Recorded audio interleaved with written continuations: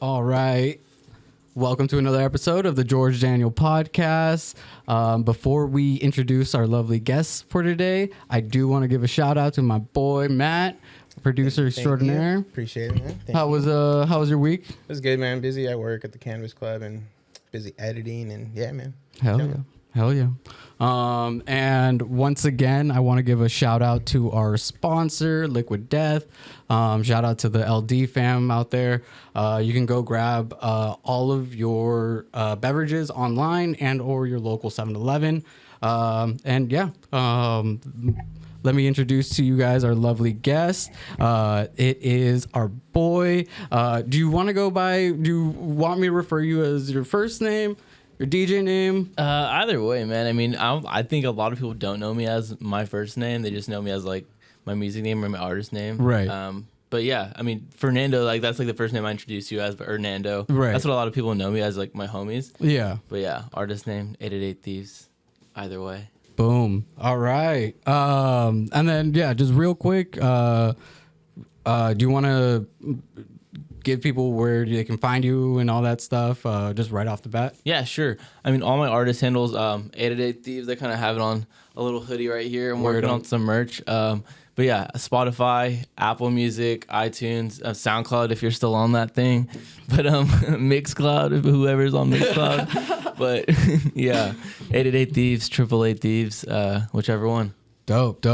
But yeah, we were talking earlier a little bit about like you living out in East Bay, me living out here in South Bay, and I guess like the traveling aspect of everything that we do, the commuting, yeah. Going back and forth and everything. But you do, I mean, that's the only way we're gonna like network with anyone is if we go to these things. But how do you kind of manage life and work and play, you know, and are you still like with me? I'm struggling with that. So are you also like in that same boat where you're trying to figure it out? I feel like now I'm kind of like in a bit of a flow. I've got a bit of a groove better. Before it was hard because I was trying to get my bachelor's degree and going to school. So working at the same time. So I'm like work, school, trying to make music. I'm like, fuck, how am I stressed to be in the clubs till like 3 a.m. and then do homework? Like, so yeah, I was stressing for sure. Right. But I feel like what really took off is like when I was just like, hey, let me just like not stress about what, I don't know what other people think is good, but I'm gonna just like make just a bunch of random shit and then throw it out there. Mm-hmm. And then I feel like that's kind of where I was like, oh, people just started gravitating towards like, bro, like you should do more of like that stuff. Like that stuff's really cool. So then I was like, okay, well, don't let that hope die down. You know what I mean? Like, finish school off, and then now that I kind of just like found a good enough job where I can feel comfortable enough, I'm like, all right, let me dig deep now. Right. That's dope. No, yeah. I mean, I have one. Like I have so many questions after that. But to help me out to understand who you are, I guess a little bit more. Do you want to give me just kind of like a little like background as to like where you grew up, blah blah blah? Did you play any sports growing up? Yeah. Instruments? Yeah. So I mean, growing up, I grew up in San Francisco. For the most part, all my life, playing soccer. I mean, I was like always into sports for the most part, but it was always soccer. Mm-hmm. I was playing for like travel teams, club teams, but yeah, art was always like DJing. Like my dad was always blasting music, like salsa, whatever he liked. So he had always had cool speakers. And he was like, yeah, like, you know, what do you like? Like, what's your artistic form? Like, let me help you like push you into that field or whatever. Because he was a really big artist, like drawing and stuff like that. So, that's sick. So I was like, yeah, man, like turntables are super cool. Like, I just really want to get into that. He's like, oh, like say less. And so he got me my first pair. And then since then, I've just been like working towards that, like messing around in my house and like, you know, whenever I'm not in school or like at soccer practice, I'll just be like, hey, I'm just going to go lock myself in my room real quick. Like, if you need me, like, I mean, better than video games, I guess, right? You know what I mean? Yeah, like, I mean, I was always into video games too, but I was kind of ass unless it was FIFA. Like, no, like, I mean, you and me both. Yeah, I'd like try and play COD and literally just get murked. And I'm like, yeah, bro, I'm online, but for 5 minutes. Like, I don't even, I'm the worst, but. Yeah, that's sick. So, okay, so your dad seems to be very instrumental in like your upbringing, which is sick. How would you describe, I guess, like the first couple of years when you got your first turntables? Like, where were you? Like, what were you DJing? Yeah, and, like, yeah. You know, who were your kind of like inspirations or all that Let's stuff? say, well, like, I mean, I started like realistically, like I was like practicing, just fucking around, like when I was like 15 or something on like virtual DJ, Right. and just like throwing like house parties. So it's friends in high school, but like some of them like popped off. Like literally, there's probably like a house party that got shut down, but there were like 300 people at my house, like literally like throwing off fireworks in the court. Damn. I don't even know. Like people had like blowhorns and like announcing like, "Hey, The bro, World Cup? That's what I'm like, bro. Who brought these? I'm like, who brought the blowhorn out? Like, I don't even know, but Fucking vuvuzela or whatever. literally, like we had nothing else to do. We were in high school, like, Yeah, you know, yeah, like, yeah, that's yeah. the only thing you're trying to do, like party, have something fun. Like you just seen Right. Project X, you're like, we're trying to be that. Yeah, that 'Cause was you know, that- you that was kind the of could be. You time. know what I mean? Yeah. Like essentially, but. What was the question? I don't even remember. When you first got your decks, like who were your inspirations or like what type of genres of music were you DJing? I was always into house music, bro. So Oh, like, okay. I would say like Chommy for sure. This is a dumb question, but it's also very relevant, at least with me, is when the LMFAO song, the Everyday I'm Shuffling song came on, were you pro or... Oh, I was pro. I was already shuffling at bet, that point. bet. Yeah. I was like, they're on this now? Also, okay. Maybe me and you have a lot more like similarities than I would have or first thought. But were you also like one of those swag era kids? Yes. Okay, bet. So, yeah, we do like that, definitely like have that way hybrid of like a jerk, like Soldier Boy Yeah. type, but not really. Yeah. Like you're it in was between. like Tumblr meets New Boys. Yeah, yeah. Like, yeah. Okay. Cool. Yeah, Cool. You're in Damn. that cross stream, but yeah. Yeah. Damn. Wait. How old are you? 24. Okay, yeah, I'm 26 or gonna be 26 in a couple days. Hey. Yeah. But yeah, fucking that's sick. So you graduated 2006 16 from high school, yeah. Okay. Cool. Okay. And then all right, so moving from you playing soccer and everything, you played up till senior year or did you stop like Yeah, I played D1 all 4 years. Okay. Which is pretty tough, but I mean, Yeah. again, like I like the competition, so it was fun. I was gonna play for college at St. Mary's, but essentially, like I didn't want to have my whole life in college be just like dedicated to a sport. And again, if you're gonna be like a science major, that makes it even harder because they're like, nah, you gotta follow our schedule, not your school schedule. Right. It's conflict Yeah. all the time. Damn, that's crazy. Okay, so yeah, this is going to be my next question because you mentioned that you got your bachelor's and everything. So like, you went to St. Mary's. Can you like explain that experience? Like, Yeah. were you still trying to DJ then? Were you Yeah. also like I feel like, yeah, definitely that like. I didn't start off at St. Mary's. I went to community college, then transferred. Okay. But yeah, when I was in community college, like it was kind of trash because there's no party scene at like DVC as Dabble Valley College, like out in the East Bay. Like everybody's commuting there, so everyone's too busy to do shit. Right. But St. Mary's is different. Like I feel like there you have clubs, you have groups of people who are like trying to do like gather around like for essentially network for the future. Right. But yeah, they like that's where like they would hire me on to do gigs like parties for like certain clubs and stuff, like pretty big parties like on like the whole ass lawn of the school with like big inflatables and stuff, and it was paid gigs stuff, so it was pretty much worth it. Damn, that's sick. Yeah, I made a bunch of friends. Yeah, most people don't get their first like paid gigs until they're either doing weddings or they're DJing at the club. You know? And yeah, I mean, I kind of got the face of that too because they're like, oh, like, do you have like this type of insurance or this type of insurance for like business shit? Right. And I'm like, what do you have these forms? And I'm like, oh shit, like that's when it really hit me. I go to this school. What do you I mean? was like, forms? exactly, Like, the fuck? exactly. Like, Yeah. oh, like it's a whole different situation now. And I'm like, Yeah. oh, I guess it is. So like that's when I kind of hit me like, oh, you kind of got like you got to make yourself look legit and look the part, Right. and essentially to professionalize yourself. And like that's kind of where I kind of grew that path too, because you do kind of in a sense got to make yourself look legit and not that like grow out of that Tumblr phase. You know what I mean? Yeah, exactly. Yeah. No, I mean, the thing that I've noticed anyways was like with me, like, your appearance, or at least like what people like how people see you is so much more important sometimes than even how you want to portray yourself. You know, just because like how people receive you is how you are, you know, is half of like, you know, the reality of it. So it's just like, yeah, the visual aspect of what I do is so important. Which is also why like I got so hyped when Matt wanted me to, or allowed me to come into the studio, and then, you know, we have all the quality cameras, the fucking studio lights, dude, you know, and all this shit. It's just like the visual. Yeah, bro, and, the like, pro mic stands, like, you know what I mean? like You gotta set yourself up essentially, like so, the quality. And it's like when people see you putting that work out there, like they see like, oh, like he's got like a legit podcast, dude. Like you've got someone working the cams, like, you know, toggling with the mics, like essentially like that puts more, I don't know, it just draws more creativity towards it. Like, someone's willing to go that far towards that art form. It's like, I mean, even just with their passion. Yeah, you know? And like to put it kind of like in DJing aspects or whatever, music aspects, is like watching a DJ at a club and then watching that the next guy with a logo up on screen. You know, it just makes it seem like, oh shit, like they actually like took another aspect to add to this other thing. Yeah, you know. But to backtrack a little bit, when you were in college and you were doing these parties, or like I guess contracted by the school, right? What was the process of like you planning for that, and how has it changed now that you're playing at clubs or you're playing at these other venues? Yeah, so I mean, with school it was a little different too, because like essentially you're kind of networking all around the same types of people. You see the same similar people in like that small pool. Yeah. So it's a little easier. Like people are like in the gym will reach out to you and be like, hey, like we're trying to have this set up or like this thing for our club.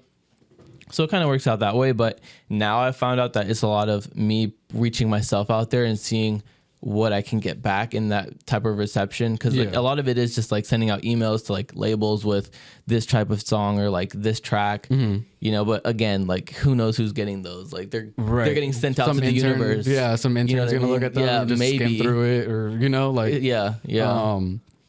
yeah, no, that's again, like when they see like your Instagram or your podcast like popping off, like, oh, like this guy looks kind of legit, like, you know, even though he's not there yet, he might not have that following, but like we can get him there with, you know, anybody can get there with the certain channels. You know what I mean? Yeah, I'm all for fake it till you make it. Like not even that, you know, like you know, until you get into the right face where someone's like, no, like this is actually like a legit art. It just needs to be some like funded, bro. Like and also like how many of you fuckers actually have a sponsor? You know, so bro, like legit, dude. Like that's what I'm saying. Like that makes you seem like that's legit. Dude. Like, so it's just like, you know, like and also this is like, I know a lot of people think that I'm very like house and EDM and Plur and all this shit, but sometimes I get in my hip hop shit. You know, I get in my hip hop shit, and you know, like I have to. Gotta be real on the podcast. Gotta remind people sometimes, you know. You know, but yeah, okay. So you graduate from St. Mary's. That was what, 3 years ago, maybe? 2? That was like that was one thing. Like college took a little bit longer. So for me, since it transfers, it takes you like 5 years realistically, as opposed to 4. Which what was your major? Sorry, pre-med allied health. So damn. That's another reason why I was like super focused in fucking school, and I was like, damn, bro, like, cause this can get me somewhere too. You know what I mean? Like school for me, like at least like the textbook stuff didn't come too crazy hard. Like I was like, I can structure myself in a way to like do this shit correctly and pass. You know what I mean? And again, like that's kind of how I treated music. I was like, I can still like make time aside to make music and do the things I like to do. And like, again, send that shit out, and then maybe something will happen, but maybe not. But you never know. You never know. That's sick. Okay, so you graduate with pre-med, right? Yeah, like basically 2022. 2021, I stayed an extra year because of COVID fucked shit up. I was about to ask you. So you graduated during that time. How was that? Like, as someone who was about to graduate, or maybe it seemed like, you know, whatever. How was that time? Because it felt like the world was ending, and you were like, why did I do all this work? You know? Like, and then but not even that. They're like, you've already done a lot of work, but we're trying to have you do more work at home. And I'm like, as a science major, like you can't do labs. Like you can't have like half those chemicals and equipment at your house, but they still expect you to do all that work. So it like Did they like? Was there like a system on the computer? Yeah. Where So you did all that they shit? would send you like those elementary school. Basically like virtual, like a whole little lab on my desktop, right? You just drag. I'm like, drag this chemical in here, and then it's like, but again, like none of that shit worked. Like half of it didn't work half the time. Like all the chemicals they sent me were already spilt, and I was like, bro, how am I supposed to do these things that you're trying to let me do? Like, it didn't make sense. Didn't make any sense. That's crazy. But again, like, it came back to in person. They were like, we can let you come back, like, offer you these classes, which again will prepare you for pre-med school. So now I can apply to medical school, and I can. Is that the goal? Again, well, maybe. We don't know yet. I mean, this is kind of like your gap year, right? Kind of deciding if like maybe this music shit might actually pop off, or like maybe a different thing may come up. So that's cool. Like I'm glad to hear, and I'm like that you like kind of you set yourself up for in different avenues, so you can always be okay. Yeah, and again, it's like it's things that at the same time like I've kind of found as like being passions, because like I wouldn't want to do anything that I'm not doing, like, you know what I mean, like like for me it'd just be like a waste of time if I'm just like sitting there dreading what I'm doing. Like it just wouldn't be worth it. But again, like with school, that was a battle that I had to like mentally conquer. But again, now I'm like, no, I feel like it gave me a taste of what I want to do and what I know I definitely don't want. So, so did you? Okay, so when because you did community college for 2 years and then you left. When you left the nest, was that the hardest? Like the more like the culture shock of it, of being like, oh shit, I'm alone, or were you already like living on your own before that? It's kind of been up and down, but for the most part, like my dad's been super supportive. He's like, man, like, I have a room, like if you're going to school, like you can chill here, like I'm not stressing on that. But like once you graduate, that's a different story, right? So like you know what I mean. But so I was like chilling with my dad, living with him for the most part. But again, like he works full time, I work full time. Like I'm a first generation student, and he, like, you know what I mean, like we're both working like the full time to make a living. So okay, cool. I mean, and that also saved you a shit ton of money. Definitely. So like that's that. I'm and like scholarships and stuff too. So like that's the main reason too. So that's sick. So you're actually like academically like gifted, which is cool. And it also feels like from what I'm getting is you work well in structures, so you can listen to what someone expects, see what they expect, and then you can almost mimic it. Yeah, or like execute it in a way. Yeah. I mean, at least in a passing degree, you know? At least you can grasp 70-80% of it. And do it well.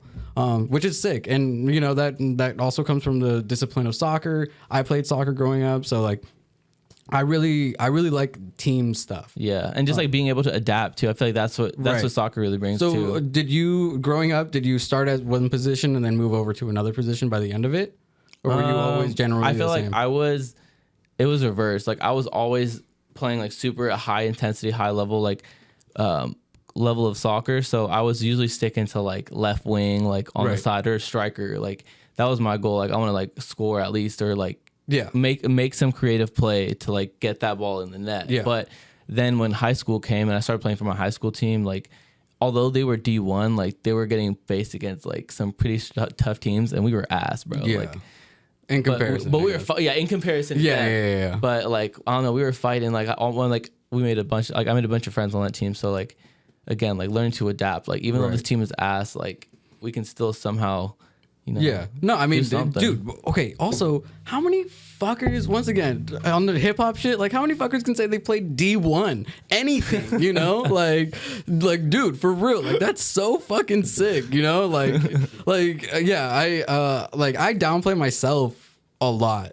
But like when people, you know, kind of just, you know, just like, nah, dude, talk that shit, dude. That's sick. Yeah, dude. I mean, it was fun, and like competitive soccer. Like our club team was like sponsored by like the Earthquakes and stuff. But again, that took up like all of my time. Like I was training for like 5 days a week. But then like those other like 2 or 3 hours, like I would even at soccer practice, like my homies would be like, "Oh, you been on GarageBand, bro?" And I'm like, "Fuck out of here," you know. Yeah, But still, like I knew like they were like being joking, but even still, like they like send me messages to this day, like, "Bro, that's fucking sick. Like I'm coming to your next show. Like send me that." I mean, I like you guys aren't friends unless we like can talk shit to one another. You know, what I mean? like and especially in team setting, because like the one thing about team shit, I played center mid or left mid. And like it was like I was the conductor. Yeah, bro, you're in the thick of it. Yeah, so like that's why I really enjoy. I'm a facilitator at heart, like I don't want to be this goal scorer, but I also don't want to be the last man taking all, Yeah, bro, the brute force that's the last man standing. Yeah, like I'm like, nah, like I like to be in the center of it, to look around and see what the fuck we can do. But yeah, like the thing with soccer that brought me was the structure thing that I brought up earlier, which also the forced practices and the discipline of like routine and like, hey, like this is the goal routine. Is to score. Yeah, the goal is to score a goal, but the thing is like there was 4 days before the game where we practiced plays, we practiced this, the blah blah blah and all this. When you fucked up like 3 million times, so like, okay, this is kind of how to do this or that. Yeah, right, exactly. Right. And which is super important, and I like can't stress that enough that like kids need to be do sports no matter what or it is. Some type of extracurricular that gives you that structure, whether it's like basketball or like a team sport for sure too. Yeah, that gives you that like teamwork of like, bro, I fucking hate this kid, but like he's on my team, so I guess I'll play with it. And you're not gonna like all your teammates. Yeah, you're not gonna like all your coworkers. You're not even gonna like all your family members. That's just something that happens. You're not gonna like almost 90% of the music industry. Yeah, and it's like it's fine. It's just like that's okay. But the thing is just to act accordingly, and just treat everyone with respect. Yeah, like if you're staying in your lane and like you're being true to yourself, like again, like you don't have to worry about that other fucking 90%. Yeah, and like, see, like I don't know if you can still keep up with sports, but like that whole thing with Cristiano Ronaldo right now and Man United, so like it's that, it's just like if you think you're above everyone, then like the unit is crumbles underneath. Yeah. And like it's just sports are super important. Yeah, but for sure. But Ronaldo spoke his mind though. You know what I mean? Yeah, he was scared. I could tell he was like, "Fuck, should I say this? I don't know." Yeah, but he did, and now I don't think Portugal had a really good shot, and I don't know anymore. The World Cup, bro. Dude, that World Cup, I'm hyped about it. I'm like counting the days to just watch pre-recorded shit because I'm not gonna be waking up at 3 a.m, for some shit in Qatar. They played everybody by doing that, but at the same time, if you're going to Qatar, have you seen the fucking tents that they're gonna have people in, bro? Oh my god, it's probably like I heard they're having some people stay on, like they're bringing cruise ships and they're having people stay on these cruise ships. Yeah, because they don't have enough like hotels and stuff. They don't have any infrastructure, so it's just like, how are you gonna host, if not the biggest sporting event in the entire world? Yeah, in the world, bro. That's crazy. And then you can't even host the people there. Like, like they built literally 6 out of the 7 stadiums. Yeah. And they're still gonna be fucking baking. Yeah.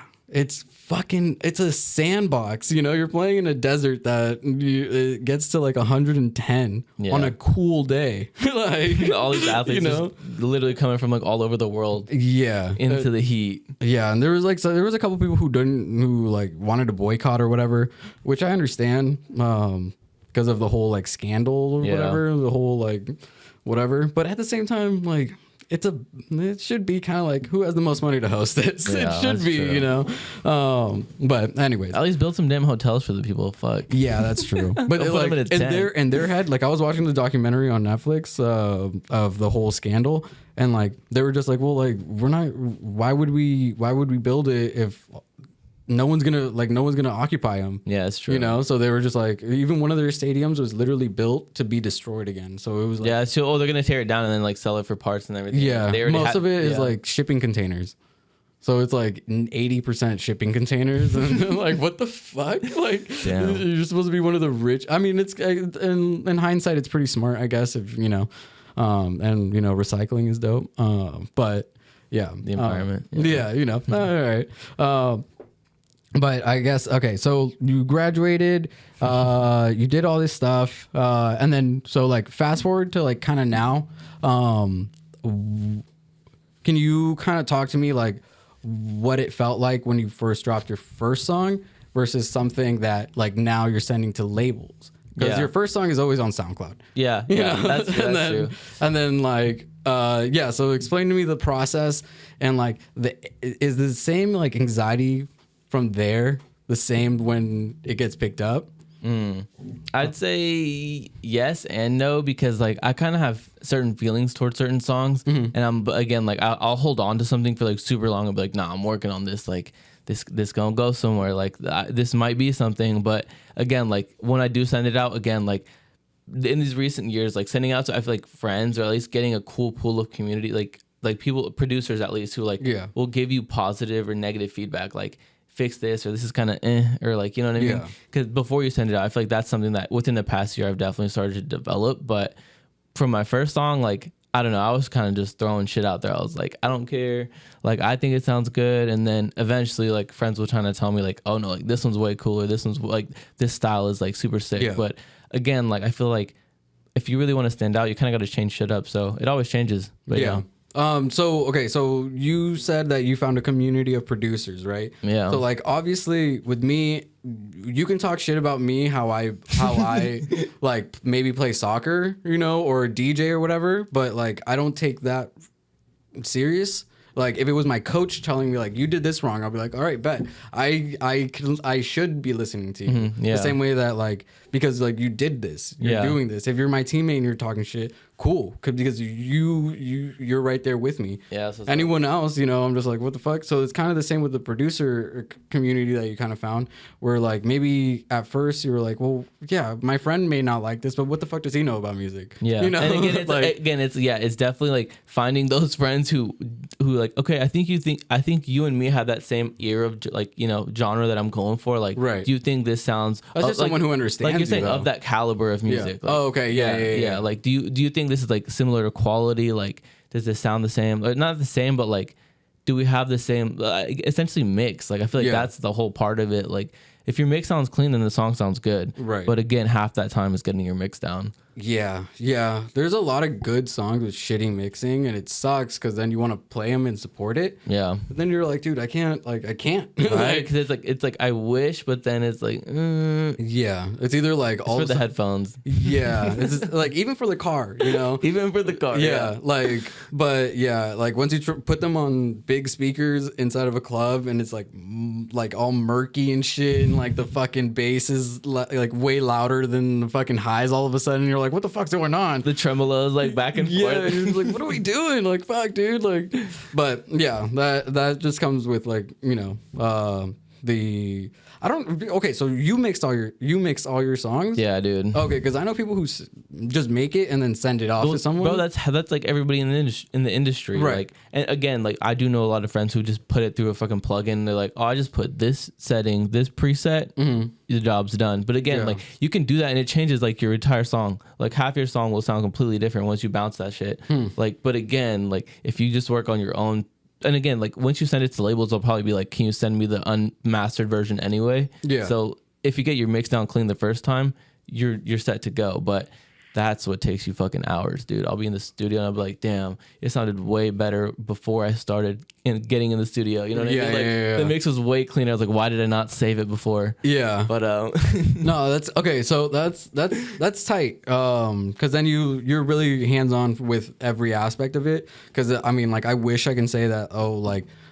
I interview people and I edit, but like no, I have a team, you know. But again, that probably saves you so much time, like outsourcing a work like that, where you know, like I can focus my time like on this, and again, like, put it towards that in a different way. But yeah. But no, that's cool, and that's like that's like I like the fact that once again you're taking every single step. you know, because then at the end of the day, like, let's just say for whatever reason, knock on wood, like, you're like, maybe this producing shit isn't what I want to do and only want to master. You have that knowledge now, you know, unlike all these other fools who are just, bro, you know. shout out to YouTube University for that one. Dude, YouTube is amazing. Bro, there's like, if you really want to learn how to like produce or do anything, like there's a lot of tips. I'm not going to say like you can create your whole like universe off YouTube, but like you can definitely get helpful tips, or like where did other people fuck up where like I can at least get the right way to do shit. Yeah. And also with like music and like anything artistic, like it's not, you should never click on the how-to videos, you know, like, no, I just like, just show me how you did it. So, and then I can do it my way. Yeah. You know, cause it's like, all right, well, like I just need the fundamentals of what this is. Yeah. Essentially. Yeah. So then I can like, you know, do whatever. I can fill in my gaps because essentially that's what you're trying to do. Like, right. Yeah. And like then, with the whole like podcast and everything, you're like, oh, like camera setup, like this and that. But yeah. Yeah, bro, this shit's legit. I'm yeah. like, No, I mean, shout out to Matt once again. hey, shout out, Matt. Yeah. But no, like, so can you explain to me the process that you normally do or like take in order to get like inspired, or like when you're like before you're in front of like the computer and you're like, all right, I'm gonna make this, like what is your ritual to kind of like get yourself in the mood? I would say like a lot of time, like I work out a lot, so a lot of that's in the studio, or like when I'm skateboarding or surfing. I feel like just like getting in that headspace of like being like in the moment, like super like in the moment, puts you in that like, okay, like this is the energy level I'm trying to be at, or like match when I'm playing a set, or like yeah, if I'm gonna go in the studio and like produce and I don't want to, like that discipline of like I don't want to do something, but I know it's gonna put me somewhere eventually, or it might not. But again, it's something you'd want to, like, it's creative. Like, I'll start mixing or putting on some random shit. Like, if I'm not fucking with house music, I'll just throw on drum and bass, or like throw to some hard trap, like or hybrid trap. Or just something to get you, just something to get me, you know? Feel something, or like I don't know, it's just something. Yeah. And then from there, just go in the studio and be like, this is the genre I'm flowing with right now. And I do send a lot of music out and like sell it to some artists or like vocalists who like hit me up and be like, oh, like I have a vocal, but I don't know what to do with it. So I'll like write them, I don't know, piece some samples together, you know, a backtrack or something, give it to them and sell it. I used to sell a lot of them, but again, like now it's like, I'll give it to you for like $50 or whatever. If you're a homie, I'll just give it to you. I don't really care. Yeah. Damn, that's cool. Yeah. Cause I'm not nowhere near the producing world of anything. I mean, me either, dude. Like compared to me, like I'm no like you're like the selling shit. Level. I don't even have Ableton. You know, that's the difference. You know, like you know. Hey, you'd like, be surprised what you can do with some presets on Ableton. I mean, yeah, my GarageBand is lit. Like, you can make a beats on a Tesla. But no, like, yeah. So yeah, that's where my head is. It's the same way when I talk with someone who does screen printing, or like someone who's a designer. Like, I don't know anything, so like some of these questions seem like very like elementary. But this is also for a podcast for someone who doesn't understand everything, you know? Yeah. So walk me through kind of like, I know there's probably 150 plus songs that are unfinished. Like two hard drives worth. Yeah, you know. But do you ever go back and like just kind of skim through those ones and be like, you know, like, oh, maybe like one day 3 years ago is how I'm feeling today. I literally have two dead computers that are living on hard drives right now, like in my desk, because the computer just died, but I still have such good music on there. I'm like, which I've like pulled like samples from and like pulled apart, because again, like when I'm feeling like uninspired or like this shit's whack, like I go back there because I'm like, mentally I can physically remember where I was when I was making that song. So it's pretty trippy. It does take you back in a way. So yeah, like when you're saying, you put those headphones and you're like locked in, like you like she like my girlfriend kind of thinks I'm crazy because I'll just be staring into a wall or like my laptop. But it does kind of take you in a different way when you find those old samples and like old songs that I made from like back ago. I feel that like on a personal level, like straight up, like there's like times when you even like just like, you know, when you look at a photo or, you know, like all of a sudden like Snapchat or Instagram is like, remember what you did 10 years ago, and you're like, oh my god, Snapchat memory, you know, like I don't, you know, like just like anything, you must know, be doing you dirty, bro. yeah, Get you in your field. yeah, and you're just like, holy shit, like all my friends that I don't talk to anymore, like you know, just like all this shit just because of life or whatever. But yeah, like that shit it's dope, and like I do that with my mixes. Like I have mixes that are like 4 years old now, and like that was when I first started it, like started DJing, like more like trying to anyways, and like listening to those mixes, I'm just like, holy shit, I've gone through so much since then, you know, like, Yeah, and not just artistically, but also just like in life. And then all of a sudden you're just like, holy fuck. And then like, then I try to mix a new mix, and then I try to mix in those old feels with how I'm trying to like, you know, and then it just becomes more of a story. Some of the songs might be like out of date, like, you know what I mean? The genre is a little off, but like, again, like there's those one or two where you're like, nah, this still goes. And then like, you can replay that today, even, or even if it's not even like that specific song or those tracks or anything, it's like just the emotion of it, like just like how like to carry that feeling. Yeah, and it's dope. It's the art of storytelling with music, you know, and that's what like I feel like every DJ should be doing when they're up there, outside of just, you know, also reading the room, you know. Yeah. But yeah, it's cool, and that's dope that you kept all those. Because at one day when they're making your documentary or something, like, you know, you can pull those up and like, oh, hey, some of those don't load though. I'll literally I bought a new laptop, bro. It wouldn't even say error. I'll be plugging the flash drive in and out, and I'm like, dude, it doesn't even like generate the thing.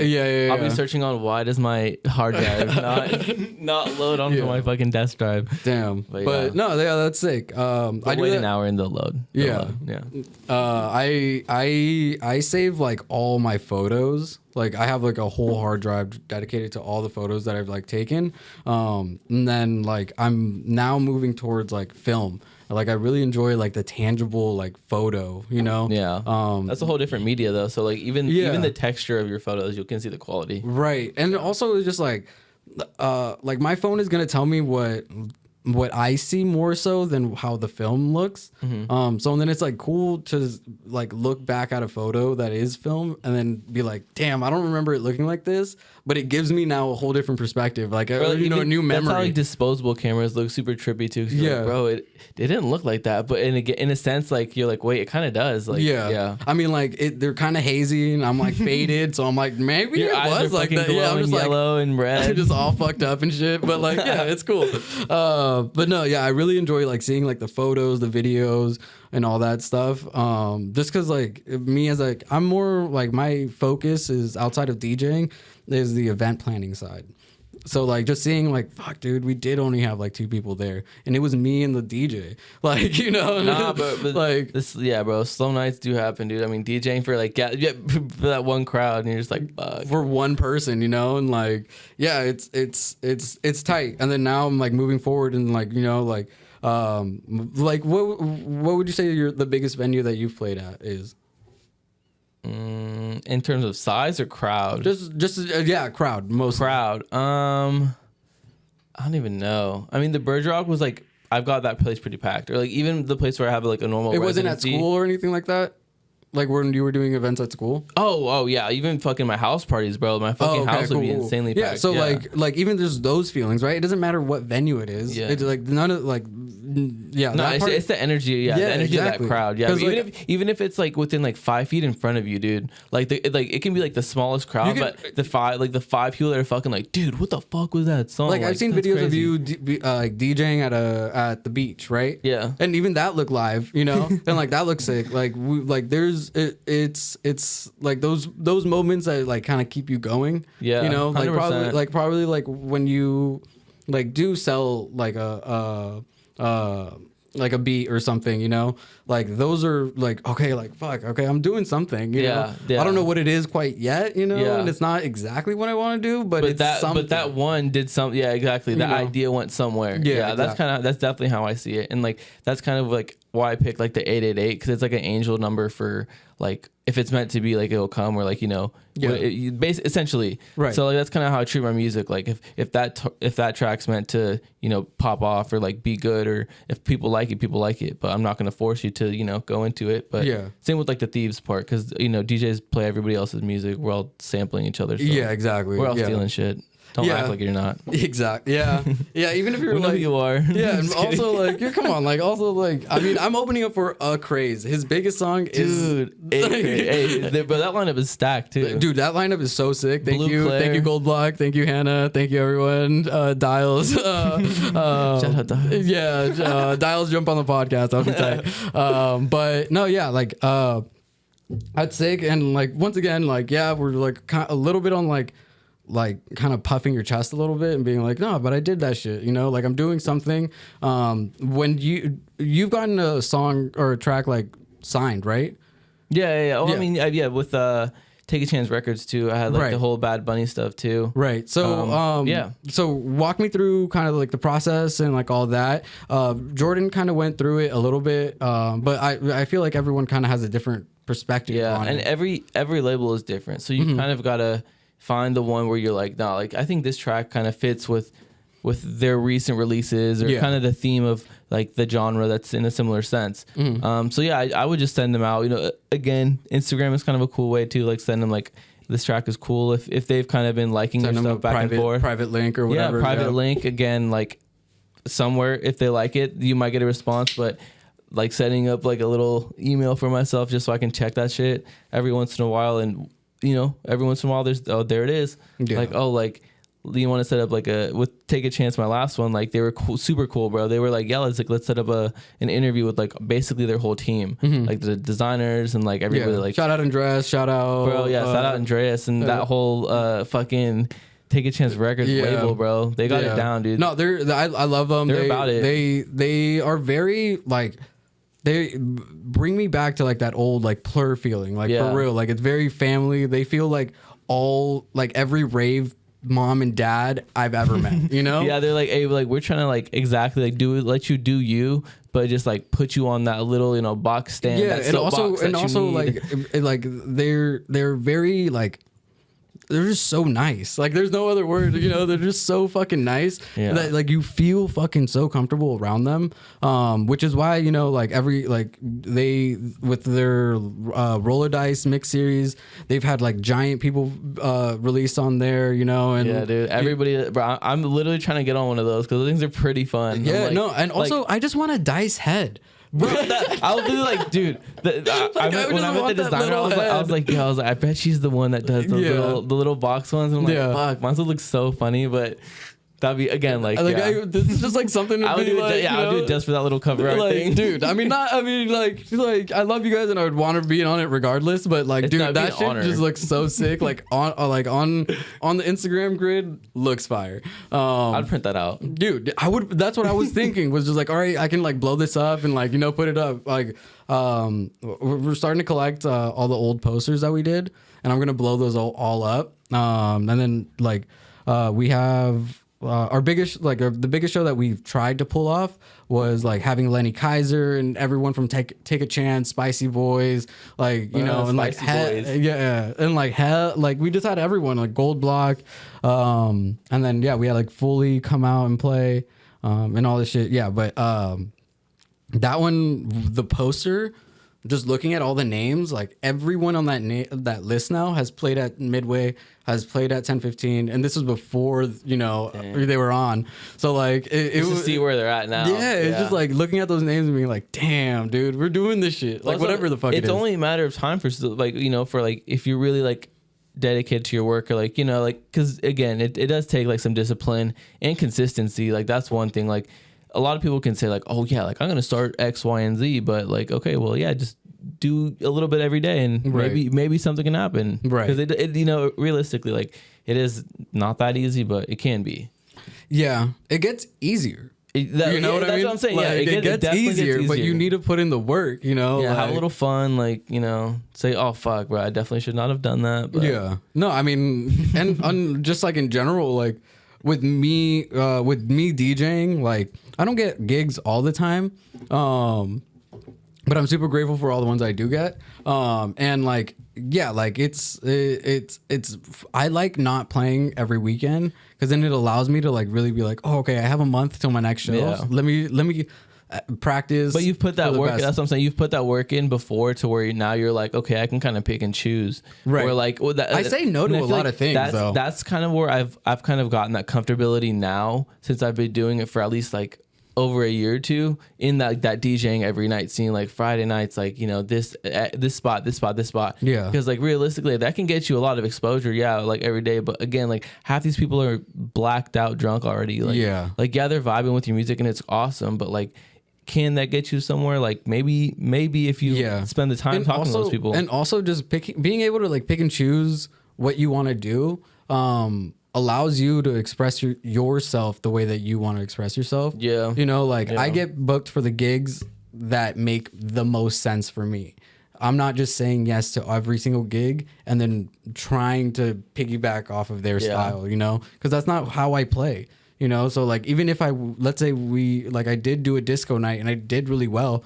If I'm on 1015, they're gonna those people might expect a disco thing. Yeah. And I'm coming in with some dirty bass, you know, like Bro, like not gonna be. bro, that's the exact feeling I was getting when I go to Walnut Creek, dude. That is that is the exact opposite. When they be like, okay, well, there's one spot that might let you play like some, you know, bass music. And they're like the manager was like, okay, bro, like what do you about to play on the decks right now? Like what do you about to play? Like I played big shows. And I was like, I'm just gonna, you know, play some house music, some deep house, you know, something cool. Like they'll definitely like it, you know what I mean? And he's like, yeah, I don't know about that genre. I don't know about that genre, bro. Like literally every genre I try to name, he's like, that's not gonna work here. That's not, that genre won't work here. I'm like, okay, like let me see. So I literally plugged in, bro. Everybody was going off for like the 30-minute, hour-long set. And he was like, okay, yeah, it's cool, yeah, but yeah, that's the thing. Like sometimes, like I don't know, like with me, like you kind of gotta like understand me first before you're like. But people can't. It's hard to explain your genre, like, but you're about to play. You know what I mean? Like, it's super hard to put that to words. I also like I like to like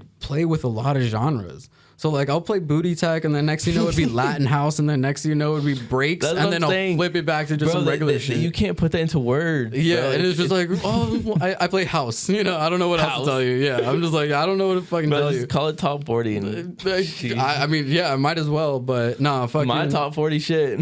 Yeah, my top 40 on my USB. Yeah, but so when you are mixing, right?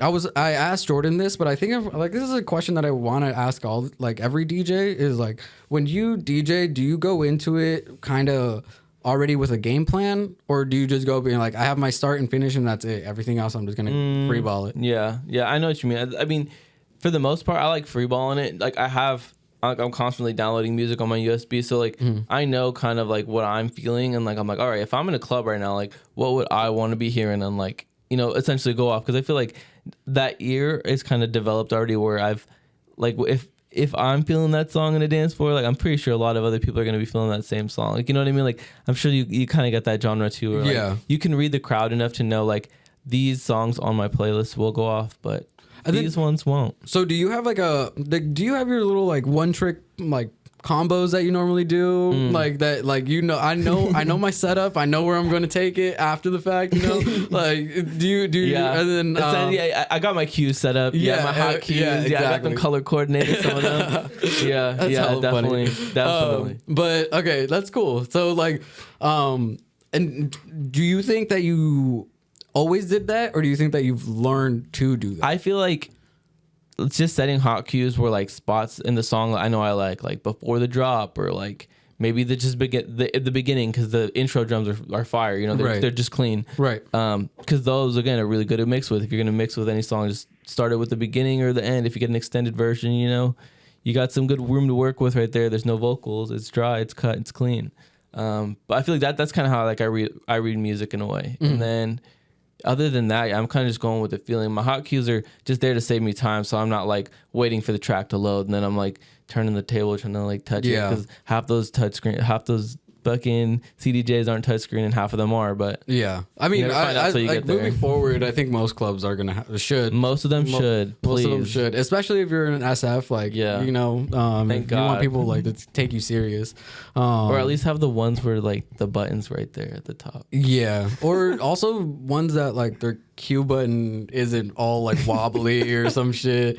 Or I've your definitely- fader's not fucking unplugging itself. When you're I've turning definitely it. played at some. I know that they've changed the CDJs and everything, but I've definitely played at like bars and clubs where they were like, this left one is a little wonky. It's just like, okay, Don't turn it all the way up because then it cuts out. yeah, just like shit like that, and you're like, oh, dude, like now I'm thinking about just this and not even the song anymore. Yeah. I'm just like, oh fuck, I can't, you know, blah blah blah. But yeah, no, with you producing and DJing, is the goal to only mix your tracks in the future, or do you still enjoy like being able to pull from this person and this person and try to do your own shit? With Like those- on a DJ, like in a set, and like just while only you're play my DJing, tracks? yeah. That would be super sick, essentially. But again, like, I don't know. I feel like live sets are always super different. Like when I see a DJ, I'd love if they only play their songs, but like. Yeah. Like no hate to like artists, but like I don't want to hear Dom Dollar play like Miracle Maker. Like every Yeah. time I see Dom Dollar, like I Yeah. would love to hear him play like a remix of something else because I know like that's his spin on a different song. Right. Or like Wookie, like that's a dope DJ who like he has this art like this series on like social media. yeah, where he, like, yeah, does, yeah. like tracks I can't post because like you know for Yeah, there's copyright and copyright shit. reason. But exactly, it's like that stuff that's like super cool because like that's where you kind of just experiment with music and take it somewhere where like you have no idea what this is, but again, it's like why do I like this? Like Yeah. this is cool, but yeah. So speaking of different genres and different things, you've gone to festivals, I'm assuming, right? What was your first festival, and then what was your favorite stage at that festival? Damn.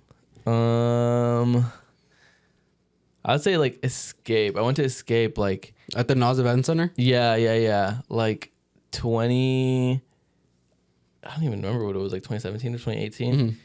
But yeah, just seeing I forgot who it was. Probably like Mala and Chami, just like doing that whole revenge tour. But even that was yeah. like insane. I was just like, damn, like house music's going, because like I had always thought house music was crazy, and like I had seen like it in some small shows, but to see it on like a big stage and like to see like G House and like some like tech house, which wasn't really called tech house yet, because like Yeah. you know what I mean, it was still like in that testing phase. Yeah. which I feel like is super cool about EDM. I feel like tech house is just what Brazilian house was. You know, like Yeah, if same Dirty like- Bird. I mean, I Yeah. love Dirty Bird. Don't get me wrong, but they definitely stole the biggest artists from Brazil, put them on their label, and then 2017, that whole genre of like booty tech, Yeah, you know, started popping off, and they're like, well, then all these producers started Well, making that's- house and tech. That's same with like Hugel and like Latin house in a sense. 'Cause Yeah. he's trying to put that scene on in a way, but like essentially, I don't know. You definitely just need to put in a certain light and then Yeah. Get it No, I somewhere. mean, with the Latin house has always been a thing, but it's always been more so tribal. If that makes sense. It's like Yeah. very like jungly-ish. way too many drums, bro. Like chill out on the bongos. Yeah, it's just like, dude, I'm not at the beach, you know, drinking, you know, whatever the fuck out of a coconut. Like, Yeah, you know, bro. I'm at the club and everyone's wearing black. Like, With glasses on. yeah, you know, so it's just like it didn't fit our scene. But now that it is like what I feel like you and it's me evolved. Yeah, it's I feel like definitely me evolved. and you are more so like driven in the fest. Like we get a lot of our inspiration through festivals. Yeah. Then where I see a lot of my friends, they get their inspiration through clubs. I love clubs. I'll go to like every show, but like I know that they're I feel set like at a festival. That's convenience, though. You know what I mean? Exactly. And it's just like that's comfort. Yeah. That's comfort for not just them, but also the artist. And like at a festival, I know that artist was thinking about that 3 months in advance, thinking of what songs to edit, Yeah. thinking of when to like blah, blah, blah, blah. And like, and then also not just that, but like talking to their visual team and being like, at this drop, I want these lights, blah, blah, blah. So it's a whole fucking thing versus. Well, that's also when you have like when you were able to have that luxury of like a production manager being like, Right. hey, bro, we got pyrotechnics. set up for the last song, so just let me know when that's going, and we're about to fire those up. Like, you know what I mean? Like that'll be fucking crazy. But that's how I envision things, you know? I envision them like always at the biggest scale. Well, even though I'm at the fucking back room at F8, you know? Like it's in my head, I'm at Coachella. No, you know? Yeah, bro. That's how I'm feeling too. I'm like, bro, get those visuals on the screen, like get something cool going, like even if it's fucking it's back dive to the bar. fake it till you make it type shit. You know what I mean? It's just like I don't care what like Nah, dude, you gotta set your stage, you know what I mean? And it's also just like me as an artist, like I want to set the entire, you know, vibe. Yeah. You know, from lights to visuals to music, you know, because then that's me fully invested into this hour and a half, you know, versus just coming in. Yeah, bro, that's your realm right there. Yeah, just rather than just people who come in, fucking just put in their USB and just like, all right, bet, thanks, True. you know, and then leave. And it's just like, well, like, what the fuck are we doing? You know, shake some hands, talk to people, like, what the fuck? Like, you know, like, go to the back room, do a bump, you know, like, whatever the fuck it is. Like, is that ketamine? I don't know. Whatever.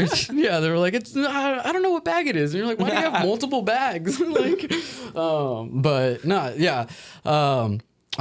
Before I ask this next question, I am going to go pee. Go for it. Okay, so to kind of backtrack a little bit about festivals and stuff, what other genres of music do you think inspire you when you're making like your tracks? I'd say like going into those like throwback, like old 2000s, you know, like hip hop, R&Bs. Those, a lot of cool samples come from there. You know what I mean? I feel like nowadays, like A-Craze, like, you know, your boy, you open up for him, but a lot of his samples come from like, you know, music that comes back from back there, like right. a lot of tech house and like Latin house, like cumbia music, salsa music. You can find similar rhythms or like, you know, little pieces where you're like, oh, this is really gonna work in a song. Like I feel like that's how my Bad Bunny remixes really came about. Like I like Bad Bunny, but I was like, I can definitely put him in this scene in a way, right? Just with those little clean pieces, but. Yeah. Yeah. A little bit of everything. Okay. I mean, I'm not a huge fan. I was pretty loud about it last episode where I was just like, dude, I'm not really into the Latin house samples. Yeah. But that's because I'm a prideful brown guy. You know, where I'm just like, dude, like, why are you taking fucking Don Omar and, you know, Wisin y Yandel and just like slowing down their rhythm so then you can put it in your buildup, you know? But I love it when, like I was telling Jordan, I love it when it's brown dudes doing it. Brown dudes. You know, just because it's like, okay, that makes sense, you know? No, and you're not the first person that's told me that. Like, when I've met with different labels and like different people in that industry, they're like, not to say that like it sounds wrong when we know a different person, that person that's not Hispanic is playing that music, but it definitely feels right when a person of color or, you know, Latinx or, you know, that heritage plays that style of music in a different way, in its own way. Because it definitely sounds a little cheesy in a lot of Latin houses when you put it in that genre. You know, when you start boxing it up like that, it kind of, I don't know, it kind of dilutes it in a way. Yeah, because there's a lot of people trying to make more of it now. Right. Yeah. And like my thing is just like, I don't like, how do I, what I like about Latin house is that it's giving the genre of reggaeton or, you know, just like whatever you want to call it, such a bigger, you know, exposure, which is now like Latin music has now become like one of the, if not second to hip hop, like the most streamed in the world. Yeah, no you doubt. know, so like that's insane that we also have a population that 27% of the world knows Spanish, you know, and only 10% knows English. Yeah. You know, so those are the numbers that like how we can impact, you know, how so that much language more. expands way further than like, just putting it into, you know, just that one genre. Right. So like that's why like for me, I used to really take offense when it was white guys doing this stuff, you know, only because they have a bigger name, they can get their tracks out. Yeah. But I knew that there was a wave of, you know, brown guys, the underground, bro. Yeah, you know, we're down here somewhere that we're doing it, but like doing it for their, you know, their respective areas. Yeah.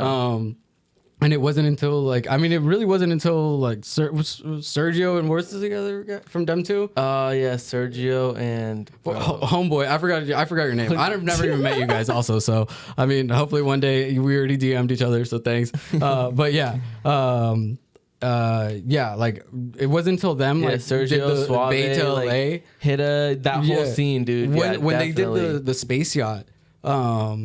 Take over, and Bro, it was them, and those pictures were fire, dude. Just like that was insane, like, and that was that audio, you know. So like it was sick. And then they took that to LA, which, at the shrine, which looked crazy. And then now they have that locked in for the rest of the year, right? But it's usually brown guys only on that lineup, you know. And now we got artists like, you know, like Clooney trying to hop on that shit, like now it just feels like it just is lazy. You know, in some senses, yeah, because any like, genre's kind of cookie cutter. You can make it for sure. You know and I mean? Also with this genre of music in particular, it's a wave. It's a literal wave that everyone's trying to hop on. Yeah, for a track. Yeah, you know, fucking Carnage changed his whole ass scene to Gordo because he wanted to go all tech house and shit. But I mean, there's no shame to him. Like he does have a certain heritage too. I honestly fucking really like Carnage. I'm like, you gotta change your whole ass name, dude. Yeah. Like I mean, I'm not a huge fan of Gordo, but I really like Carnage. Like you said, it's a whole wave. So he's trying to like hop on that same thing. Like about like Carnage maybe wasn't doing it for him, but like in this sense, like he can hop on this shit and. Like he's doing amazing stuff now with that whole fucking record that he's got going, record label and stuff. Well, he's also gonna drop an album soon, so you know, I guess I'll just wait until the music comes out. We'll wait and see. But I mean, still I love Gordo, and he just had that show at the Mint, so he's obviously going somewhere with that wave. And also like during I guess when the world was opening up in the beginning of the pandemic, he was doing these pop-up shows, and it would be like everyone got in for free, but it was only 500 people. You know, so like it was just madness, you know, like just watching. He did one in San Francisco, like where the food trucks are. Like District 6. District 6. Yeah, right in front of Costco. Yeah. That sounds cool. And I'm just like, what the fuck is going on, you know? But yeah, that's but to kind of like move, like from just like house and shit, like what other genres of music do you listen to? Like do you only I don't listen to house. I listen to like on my own time. I listen to some deep for me on the most part I like listen to like some pretty deep bass, hybrid trap or drum and bass. Like right now, like when I went to Breakaway, I was playing at the Breakaway Music Festival in the Bill Graham recently, but like when I was backstage, I was trying to get in touch with like the Brownies and Lemonade crew because fucking Johns was there. Fucking Montel, John, I don't even know this dude. Montel 20099. Crazy, bro. They got some insane, like, I don't know. It's just like, it's hard to put a label to it, like a word to it. But it's honestly probably going to be a new genre in like a year's time, it's like a bunch of like metal heads that want to mix with EDM music, but have like, you know what I mean? It's just like a cool hybrid mix of shit. Yeah. But I don't know, just like just getting to see John's in front. Like, I don't know. Do you know who that artist is? No. I'm honestly, he's on R.L. Grimes' record label, Stable Valley. Yeah, he's within that style of music. At least. Cool. R.L. Grimes similar. Yeah. I'm honestly the worst EDM person. Like, I'm so bad at keeping track of like new artists and new genres and everything that comes up. Like, I listen to what I listen to. Yeah. And yeah, like when I discover these new things, it feels like I discovered them, you know? Yeah, I feel that. I love digging through, like going on, like I have every Friday when new music drops, I go through all the new music that comes out. Yeah. And then I also go and like search up artists on SoundCloud, and then go from there to the like related artists. And like that's how then I spend like 4 hours just looking at related artists, cause just digging and like I like all the songs or whatever, and then I go back and I delete 90% of them because I was like, oh, that was just some like I can't mix that. Like it's not a mixable thing, you know. No, I definitely have like YouTube playlists like that where it's like I have X, Y, and Z songs, but I'm never gonna play this live.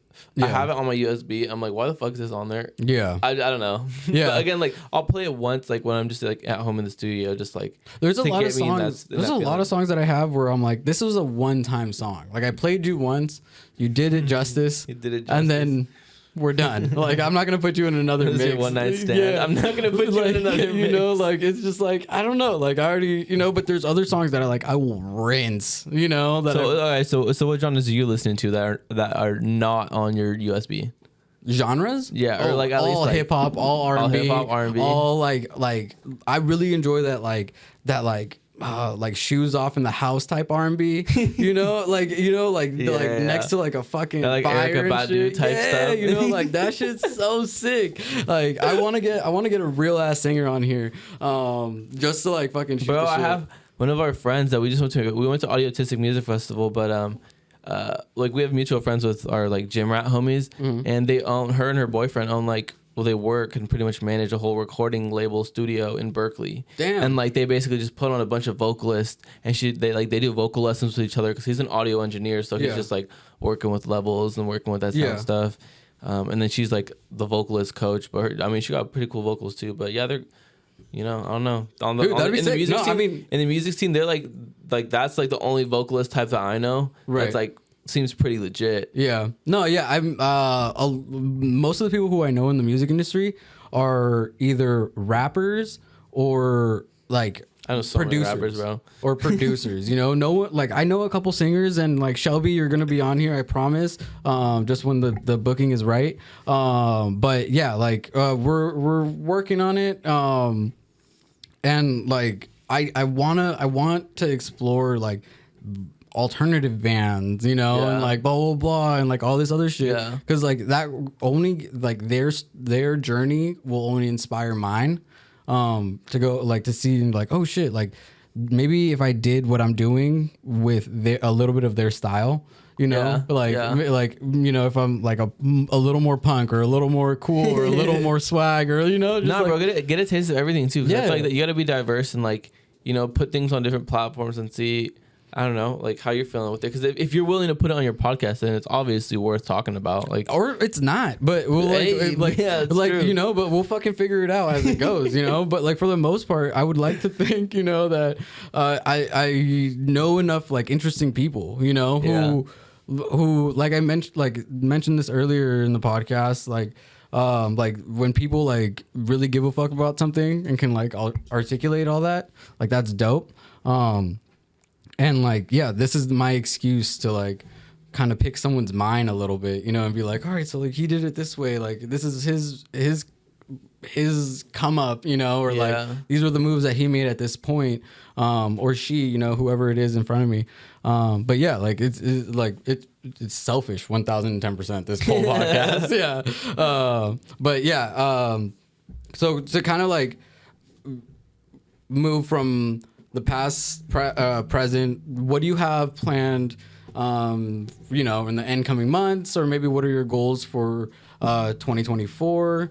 But yeah, 2024, that's crazy. what year? 2023, right? Whatever the fuck. A whole year. The future, man, Dude. that's crazy. but yeah. damn, but yeah, looking for the next year and maybe 2024. Start up. Yeah, start up, bro. Shit, go on Mixcloud, people. I'm telling you. But I mean, other than that, I would say, yeah, I'm just trying to work on like, I mean, it's something like similar to what you've been doing, bro. Like that Blue Claire show and Acre is like at 10:15. Like 10:15 is a cool venue. Audio is a cool venue. The Halcyon, like, I mean, Yellow Nightclub's been pretty popping too. I've seen that place go crazy. Shout out to Dirty Not Sorry. They're the ones who are hosting all the Dirty Not Sorry's like, been going the EDM wild. nights or whatever. And yeah, they're fucking killing it, dude. Yeah, man. Yeah, Knives or Nile, you know. Yeah. he's the Yeah, freaking Cat Lou out there. Fucking Yeah. she she just went to the Ikamo whatever the fuck festival in Hawaii or whatever. I don't know what the fuck, but Halcyon is the one who hosted. Yeah, we it. went back to back at Breakaway, and I was like, I never Damn. met her before, but yeah, Yeah. the whole Dirty Not Sorry crew, and yeah, I was like, damn. Yeah, they're all sick as popping fuck. Yeah, they're all sick as fuck. But yeah, they host all the YOLO nights over there Friday, I think. And they also have like big ass fucking headliners pull through. Like bass jackers, fucking Just dude, like it was just hella people. Like it's something like they had Destructo there also. Like it's just insane, you know. But there's also Bergerac, which is across the street, which was mostly the whole strip's crazy. Like, Yeah. you know what I mean? Like, and like getting, I don't know, just meeting other artists, getting a track song. Like I do have a lot of tracks that are in the works. I like putting some on SoundCloud because it's like a secret little spot just to like send it to labels. If they hear it, you know, it's also another email spot. And then I'll take it down, or like I'll eventually something will get posted on my Spotify. But again, Spotify, I've been kind of holding off on my own personal Spotify, but right now I'm about to blow that shit up because I'm like, I've just like come to the point where I'm like, I can just release this whenever I want to. Bro, like it's like honestly, it's I've cleaned this shit up. You know what I mean? That's what I'm saying. Like That's it's all you need. I've made it. It's there. Let's throw it out there and see where it goes. Yeah, see what happens. dude, like honestly, like just every 2 weeks, I just kind of throw shit at a wall and hope that it fucking resonates with someone, you know? Like, that's essentially what we're doing with this podcast, you know? One or two of those little pieces of shit are going to stick to that Exactly, wall, so. you know? Like, and it's gonna fucking work eventually, you know? And if it, like, I honestly feel like it's been fucking doing pretty all right, you know? Shit. Like, I mean, we're here, so like, yeah, and like, clean, like we got a just- sponsor. You got a sponsor out here, fucking live you with know, that, like so. it's just like we're, you know, it feels like we're doing something, Definitely. and like this is like the cool thing about this is just like it's me and Matt, you know. So like anytime I like bounce any ideas, like we're just talking like content, because that's what it is. It's just got to keep putting your face out there. But it also helps if you're doing it in different ways. Yeah. So like if you can like post a picture every day, but also then every other day you're posting a new song or like a release or like you know, promo for that release. And not or blah, even blah, and not blah. even just about music too. Like you're Yeah, saying, just like anything. different like genre, or just being personal, like having a podcast or something like that. Like you DJ and have a podcast, like, you know what I mean? Like I'm posting like about like my gym stuff, because like for me, like health and fitness, That's and, what like, you give the a gym fuck shit. about. Like that's like a huge passion for me. Like Right. like physically, like mentally, like that's a big part of my life. And Yeah. like snowboarding and surfing and shit like that, because again, like that's a big part of my life too. So Okay, so where do you Yeah, go? yeah. Where do you go surfing and where do you go snowboarding? surfing, I would say Pacifica Okay. out there in San Francisco. It's Yeah, like yeah, my yeah. main spot. Other than that, snowboarding, definitely Lake Tahoe out in like probably Woodward, Tahoe, or North Star. Okay. But yeah, just up in the mountains. Yeah. getting Dope. Sloshed. No, yeah, I've been snowboarding once. It was a cool experience, man. That was it. You know, like I was horrible. I mean, like, you know, for first time or whatever. But yeah, stopping is really, really hard. Also, Like, Bro, it's you have to go on certain days when it's not icy, because otherwise you'll definitely hurt yourself. also, like, okay, like being a beginner sucks because then you're with like beginners. And there's so many, like, there's so much more beginners than there are people who are fucking going all the way to the top. You know, so everything is fucking just padded down, and it's just Exactly. That's you're what I'm on saying. cement. Like, You know, it's hard. It's hard to be a beginner because the best snow is at the top. So you want to be at the top because it's super soft. Like, Yeah. you know, you can fall and it doesn't feel that bad. I just But saw everything like at the bottom. like a 4-year-old girl, like go like I think it was it's by stars, right? Yeah. I think it was like a 4-star mountain from the top all the way down. I was like, what the fuck is going on? Like, Bro, I've seen little kids, fucking little pink little helmets, literally to my knee, dude. Put the little skis on, just book it down the mountain, and they're pro. I'm like, okay, damn, they're going faster than me. I'm out here not trying to die. yeah, and these kids don't give a fuck. I can do tricks and shit. Like I can, you know, keep myself there. I'm floating, bro. I'm not trying to, you know, stress. Yeah. So do you? Okay. So when you snowboard, are you doing it? Did you ever do it to try to be competitive at all, or were you just kind of like this was a hobby that you picked up and like it kind of stuck? It's like you're rock climbing, I guess. Yeah. Oh, I mean, like I haven't done any like competitions for snowboarding and stuff. But like out of most of my friends, I definitely say like we're probably one of the better ones. Right. But it's more of just like a really big hobby, and we just like all happen to be like hey, every winter, like starting from like high school, we're like, bro, like this shit's sick, right? Like this shit looks crazy. So we all just started trying it out. We skated and stuff too, but like going into that realm was a whole different field. But I don't know. I feel like if you throw yourself around in the snow enough, you'll kind of get the hang of it. Yeah, yeah. I mean, if I had like, you know, another day, not just one day of snowboarding, like I would have fucking picked it up by then, you know. Yeah, but, I mean, again, don't hurt yourself, but like, yeah, like it's super fun. Yeah, And no, like, and if you have some like background with skateboarding. balance, if you can balance yourself well enough, you're pretty much just free falling right the whole time. Yeah, no, and like to kind of like go back to like how we were talking about soccer earlier, the same way that it is with, I guess, like any board sport, it's control with you in this thing that is not inanimate, you know? No, like, that's the whole other thing. It's like the whole element of the environment, because you can't control anything around you. You're Right. just like doing what you can to like keep yourself like in motion. You know what I mean? Like in that ride. Because yeah, like same with surfing. Like in the sense, like you're pretty much not trying to drown the whole time. But like getting those waves crash on you the whole and essentially you have to go head on to a wave almost every time you're doing it. So yeah, it's insane. The ocean fucking terrifies me. It's my biggest fear. It haunts me in my dreams. But yeah, yeah. Like I want to go. Like I want to learn how to surf. Like that just seems tight. Dude, right what you just said, like it's scary and shit. I thought the exact same thing, but at the same time, I was like, I physically know like there's certain limits here that like if I'm with a bunch of other people around me, because like I would never go surfing, but like when there's nobody in the water, you know, when the water's completely still, like that's super creepy. But like if I would see other surfers out there, I would drive myself like on a one day with my board, just be like, fuck it, like I'm gonna just go out here and surf. You know what I mean? Because like I don't know. I feel like when I started surfing, I was definitely in a different mental state. So getting into that space, I was like, yeah, like, you know, it's a little more challenging. Like it puts you in this like, why am I like out here doing this? But again, like there are those views that you get in the water that are super clean, and it's like wow, you definitely can't see this anywhere else. Or like just having that feeling of a wave, like that thing is physically pushing you with a bunch of force. Like yeah, I mean, I'm a fucking weirdo, right? So I really love like experiencing shit like for what it like at its most. You know, at its most is extreme, you know? Like, I want to go skydiving. I've been bungee jumping, you know, and all that shit. But, like, I want to experience what, like, I know what being at the highest peak at a certain range feels like. I know what, like, dropping feels like in midair. Like, I want to feel what water at its most, like, natural state is, you know? Like, outside of just the energy of that wave. You know?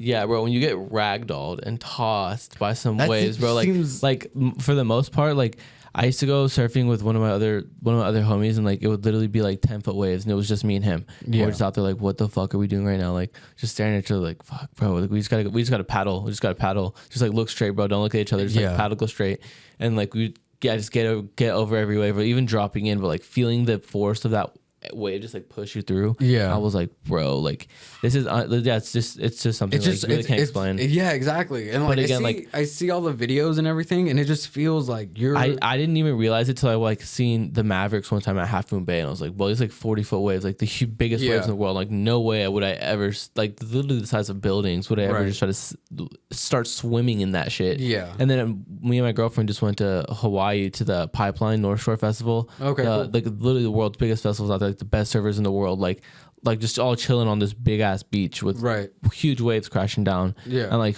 dudes are just falling like 20-30 feet into from a wave into like the water. But granted, there's like a shore bank right there and a coral reef, so like realistically they're just crashing onto the shore. Fuck. No, that's insane. And like surfing is wild, dude. That's an insane like, sport.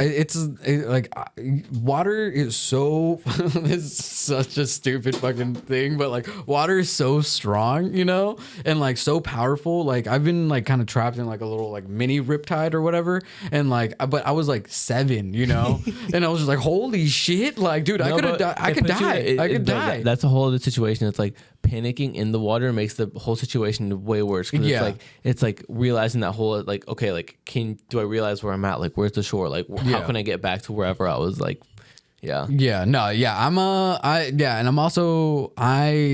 overthinker, so I'm just like, oh, if I can't, you know, like if I'm fucking paddling my ass off and it just keeps sucking me back, I'm just like, I might as well let a shark just eat me now. Like I would rather go out that way. Like I don't know. I haven't seen any sharks out there, but I saw a sea lion one time. I swear. I was Isn't like, that like bad, like a bad sign, right?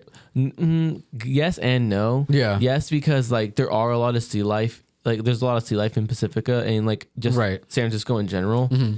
So you always see sea lions. Right. But for this one time, I was like, I don't know, just swimming different, and it had like only one fin popping out of the water.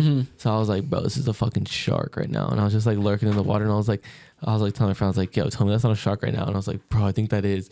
So we just start turning around, paddling as fast as we can, and then this old ass man, dude, out just like chilling, he starts laughing, and he's like, bro, that's a sea lion, that's an old pup right there. He's like, just playing in the water and shit. Yeah, literally. Yeah. Like, he's a fucking sea lion. Like, oh wow, like damn. I thought we were out here just fucking thinking we were about to die. Dude, I wouldn't have even said anything to your boy. I would have just been out. Like that's what I just seen you like 20 yards away. Like fuck, I'm done. just straight up. Like I would have been out. Like fuck that shit. No, I have gone surfing, and then all of a sudden I see like a little. They have a giant black shark in Pacifica. It's like a flag, but it's pretty much like a giant statue flag that they post in front of the beach. It's like on the shore of it. Yeah. So if somebody sees it, and like there's always like the surf cams and shit, so you can always see if There's something in the somebody's water. watching the water. Yeah. But they'll put those flags on there with the shark. But sometimes it's like I don't know if they're just doing that to have like the visiting surfers stay away, and they just want locals, because a lot of the times the locals will do that. Yeah. Like my homies at the surf shop told me, like if you see the shark out there, it's a lot of times it's just because like they want locals to surf right now. That's, So, I mean, like- that's cool. Like, I mean, I like, I'm not like against there being like, you know how like pools, like public pools, are like there's this adult swim now. Yeah.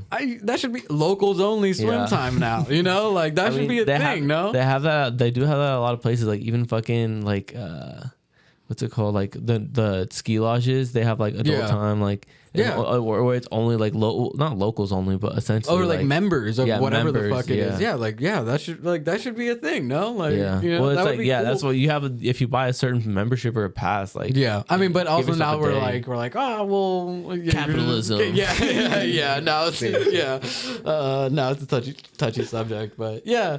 No, but that's cool though. Fucking so yeah, because I like skateboarded a little bit, but I was more of like the camera guy. I was never the guy who's gonna be like, I'm gonna jump off this 7 foot, you know, or that seven step. Dude, I was okay at skateboarding. I could like ride a skateboard and like flow super well. Fuck that. Do transitions. I would film my friends. Like my other friends were good at skateboarding. But, Yeah. like, snowboarding, I was like, nah, bro, hold the camera. Yeah. No, I'm good at just, you know. And let me get this B-roll real quick. Yeah, but outside, like I'm not out here fucking trying to fucking kickflip off a fucking 7 step, you know, stairs or whatever. I've like heard stories of like my boys like going out and then like one of them cracking their ribs on the rail, another guy fucking breaking his arm and shit. I'm just like, dude, I had to fuck carry my homie over a fence because we broke into a high school to skate into the high school, right? Yeah. And then we were just like trying like some cool tricks out or whatever. Like, well, not even anything crazy. He did this one trick. I don't even know what it was. I was just doing like a kick flip or like a 180 off like a two stair, like two pretty big blocks. Like Right. they're pretty thick. And just like fucking twisted his ACL or like his knee or something. Just heard a pop. All I hear is ah. fuck I'm like, that, dude. Oh, dude, we're done. I had to carry his ass over this like fence. Bro, this guy's tall. This was like at least like 5'8" or 5. No, but at least 5'10". Yeah. Fuck that, dude. No, yeah. And also, I think the main reason why I didn't ever want to like really skateboard is because in the back of my head, I can already hear my mom just bitching. Nah, you dude, it's know? not- just like, Why the fuck would you do that to Mijo, yourself? mira, like all this shit, and I'm just like, all right, fuck, you know, like one time, like I got kicked out of Mountain View, and then I got sent to Alta Vista, which is like the continuation school or whatever, and rebel. yeah, but like also like this is how shitty our school system is. They made me go to a school that was outside of our like district, which was in the next city over in Sunnyvale. Damn. And so like I would show up to first period and then leave. Like, you know, so like I would just go back to Mountain View. Like, why am I still here right now? Like, I was only there because they need to shuffle around paperwork. damn, you got caught in the system, bro. Dude, no, it's just so weird, you You know? got It caught was in the just- pipeline. yeah, but like, and then I like, okay, and, like that was only for like, I technically only had to do that for like the week. But like, yeah, after the second or third day, I was just like, I'm just gonna go No home. point, yeah. I'm just gonna stay home and just fucking post up. Like, what the fuck am I doing? But yeah, on Wednesday though, I went. I had my skateboard and blah blah blah, and I was going down El Monte or whatever, where El Camino Hospital is, and then I was changing the song or whatever on my phone. Didn't realize there was a pothole right in front of me. Last minute, tried to ollie off of it. Completely just ate shit. I'm in the middle of the fucking road, you know, and like my arm is just like fucking noodles. Like I couldn't, like it was just done. Like I've never broken a bone or anything, but Did you break anything? No, I fractured my elbow.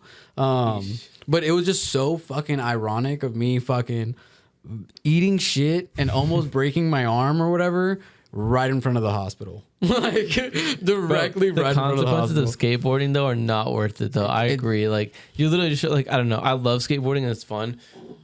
But that's why I like surfing and like snowboarding a little better, because like snow is a little softer. The water, again, like if you don't drown, you're pretty much okay. Right. Yeah. No, surfing seems tight. You know, just literally riding a wave. It's like such a weird, dope experience. If you can catch it though. Right. Yeah. And also like Surf's Up is a great movie. Shout out Shia LaBeouf. Let Cody be Cody right now. Fuck.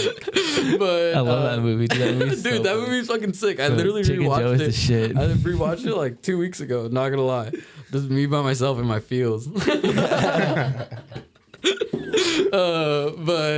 no, it's sick. So for you might have answered this, but I also might have forgotten. For 2023, like what would you say your big 3 goals are?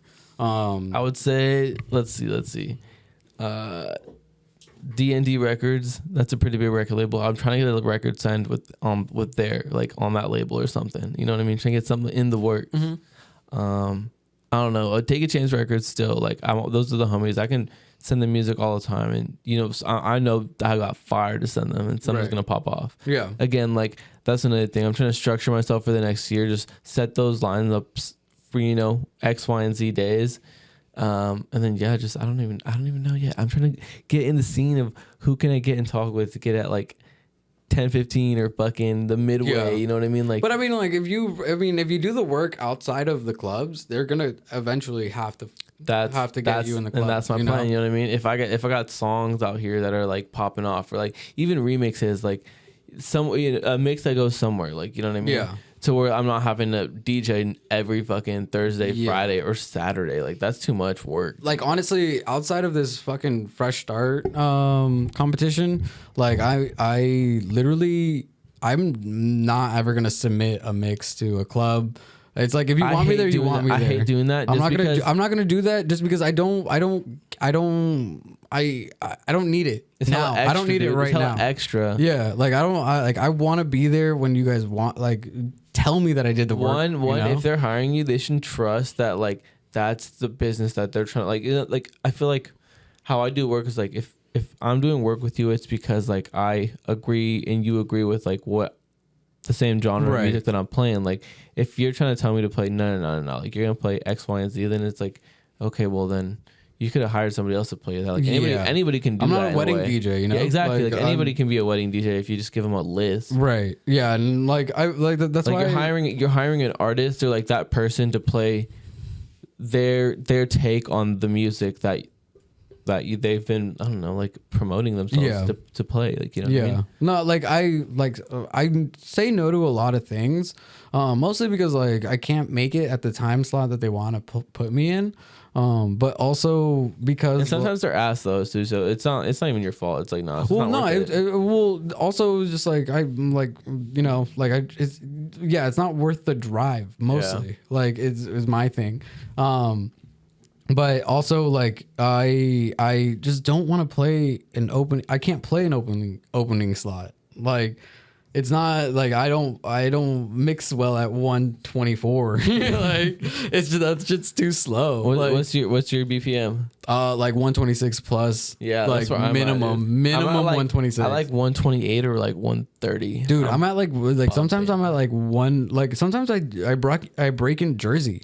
like at 140. Like I'll play fucking 4 beat, dude. I'm a festival DJ, Bro, I feel like that. that's who I feel that. am. You Bro, know, go all platform. Just fucking. When I used to have this like 4-track Newmark controller. I moved to a Pioneer 2-track, but when I had 4 tracks, bro, I was going fucking crazy, dude. I was going from like 124 to like 160 and going from like house music over to fucking like quick hybrid like, trap and then moving into like fucking Drake or some shit. Like, yeah, like I also like mixing into like rap and shit. Yeah, you know? just like, going all over. Like one of my favorite like little like combos is like I play Cardi B into fucking Jolene by Claude Von Stroke. Like, but dude, like kills every time. That's like the fucking Stranger Things. Yeah, bro. I have a Stranger Things edit that I've been working with, and it's fucking dirty, dude. Yeah. It goes, bro, this little bass like, drops, and I'm like, fuck. Yeah, there's like, yeah, that's like, I like mixing genres. I like, you know, doing all that shit. Like ABBA, dude. I would get so many requests for fucking ABBA. Yeah. Every time I would play at the marina in SF.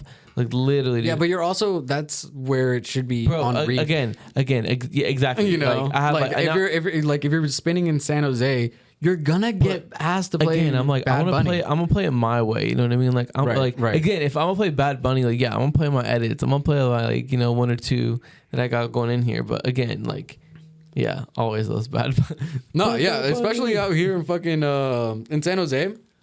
Yeah, like it's just in like you just gotta play to the crowd, you know? Yeah, dude. No, but there's also a lot of like when I go play places, they're like, yeah, like if somebody tries to tell you to play like reggaeton and stuff, like don't worry about it. Like everybody in there, like everybody plays reggaeton. Like you can play what you want. So like I have had places where they are like that. So yeah, it's super cool. And yeah, I mean, also like luckily, like also I kind of like got thrown into this DJing thing a little bit, like with like joining Meraki and everything. Like I eventually wanted to be a DJ, but like my first gig like was because someone backed out and they were like, well, we need someone from our crew. So like I volunteered. Hey, you're on the crew, bro. Yeah, fucking but like it was like I knew how to DJ or whatever, but it was just like it was my first, like literally my first time touching CDJs, you know, and I was like, oh my god, you know, like what are we doing here? And like luckily, yes, I was opening, you know, and it was a dead club at like at 9 o'clock, like, you know, luckily, but yeah, it was just such a like a weird experience of being like, this is what we're doing. This is what all your friends are doing. So do it. And you're just like, oh, okay. Like, you know, I mean, it's, if you've had someone experience, I mean, CDJs for the most part are not too bad, pretty user friendly. Yeah. So. No, yeah. Especially, and like, this was like what, like 4 years ago, 5 years ago now? Hell yeah. You know? So we're just like, dude, like it's kind of fucking crazy to think about a little, you know, like seasoned. Yeah. Like 4 years, like right when I turned 21, I was in like doing this shit essentially. So like, yeah, it's kind of weird. Do you like have any turntables now you like practice with it, like to spin on for fun? No. Just pull up to clubs and shit. Like I practice like a little bit. Like right now, like my boy left his decks, so like I practice when I can. But like I literally like I'll wake up. I always wake up at 6 no matter what. Like that's just my own like personal like my internal alarm clock. Same. So like I wake up and I mix for 3 hours and then I do whatever the fuck I need to do. That's how I am. Like that's my workout. That's my workout. Like I mix so fucking much. Like I probably put in like 27 hours a week. Like genuinely. Like it's on your friend's mixer. Yeah, right now when I have it. Like when I have it, I'm just like that's my sole purpose. That's hella funny. You know, just to like that's my time to practice things and like different mixes and everything. Well, yeah, bro, can take advantage of it. You know what I mean? Yeah. But like outside of that, I have like this like tiny portable one that connects to my laptop. You know, so I just. I mean, if you got record box, you got record box. You know what I mean? I like mix off a record box and shit. Yeah. But that's just like me like practicing. Yeah. You know, like minimally. That's. Again, like I didn't like playing at the clubs as many times or like, you know, going out and playing as many dive bars, but when they did have good CDJs and I'm like, okay, like this place is probably not that cool or like the, you know, like I don't want to go out here, but again, like to get that practice initially, I was like, yeah, dude, I just want to play on these and just test out different songs. Dude. And that's when like I would find out like, oh, like I'm actually getting hella good. Like this shit's popping off. Like I'm actually like enjoying, like not enjoying it, but like I don't know, I'm seeing my progress and enjoying that. I can see like what I'm doing here is actually paying off. Like recording at home, like on these little like, you know, RX2 fucking record box controller is actually the same type of shit as a CDJ. Essentially, it's just like different buttons placed in different areas, but it's all the same stuff. It feels like you were going from like playing FIFA to playing soccer. Yeah, you know what I mean. Like it's the same controllers. It's just like it's just real life shit. Yeah, it's just like oh, these are what the big boys are bro, using. it's just VR FIFA or some shit. I don't know. But yeah, like I talk shit about Phono a little bit just because it's Phono bar and it's like a little like it's a small little bar, and you have to play at like you don't have to play at this like at 123, but like that's the vibe. It's like very loungy. Yeah. Like jazzy, funky house, which is what I don't play at all. But my boy Fabian, he loves that shit and he does it so fucking well. And he asked me to play there for 3 hours. So like me and him are going back to back for 3 hours. And it's just like, that was the one time where I played on a rotary, mixer. And like, though that felt like from like driving a manual to automatic to manual. Yeah, an automatic to it was like, oh shit, dude, this is like I'm not on vinyl, but I might as well be. Yeah, like it was so sick. Like the new digital vinyls are crazy. I'm literally trying to get at least one to set it up with my RX2. Yeah, because you can still connect them, but no, those are crazy. Because if you can actually mix on that shit, like it's similar to like a record box or like anything like that, but those are way more analog, so you have way less delay, I've heard. Right.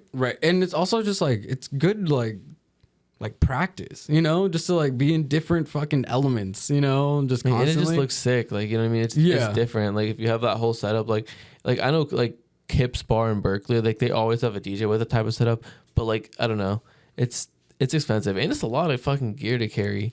That's the one thing. Like like Fabian, he threw a Halloween like disco night, and like his first two DJs brought in like two milk crates of like songs. And I'm just like, damn, my little USB fits like 1,000+ songs. Yeah, like, dude, I see people carrying fucking like the rolling duffel bags that like extend. They have like carts. And it's just like, what do we do? I feel it. I respect the craft. Don't get me wrong, but like at the end of the day, I'm like, put it on your USB, dude. Yeah. Fuck it. But like I feel it. I understand the like keep it pure aspect of it, and it also like sonically and visually it just feels different, especially for like for his party it was like a disco party, so like it felt like back in the day, everyone's wearing fucking weird costumes and shit, just fucking coked out or whatever the fuck they were doing. But yeah, nah. So outside of trying to get some new songs released or anything, and like trying to get booked at like these other like venues, what like personally, are you like what other goals do you have outside of music? Outside of music? Yeah. Just like in general, like were you planning on maybe going back to school, like blah blah blah, blah like all that shit? Like not to kind of like make it a little serious, but definitely. Like right now, I'm working as a medical technician, in like out there, so I'm getting definitely clinical experience working with patients like every day, seeing them like getting that hand to hand in person experience, but also have like working at PA school. Or nursing school, but I think PA school is kind of like more where I'm leaning towards. Okay, so I'm dumb. So what's a PA school? Physician's assistant. Cool. Yeah, so you're basically a little bit above a nurse, because as a medical technician, what I've done right now, with the schooling that I've done, I've been able to like certify myself to basically be at like the level of a nurse.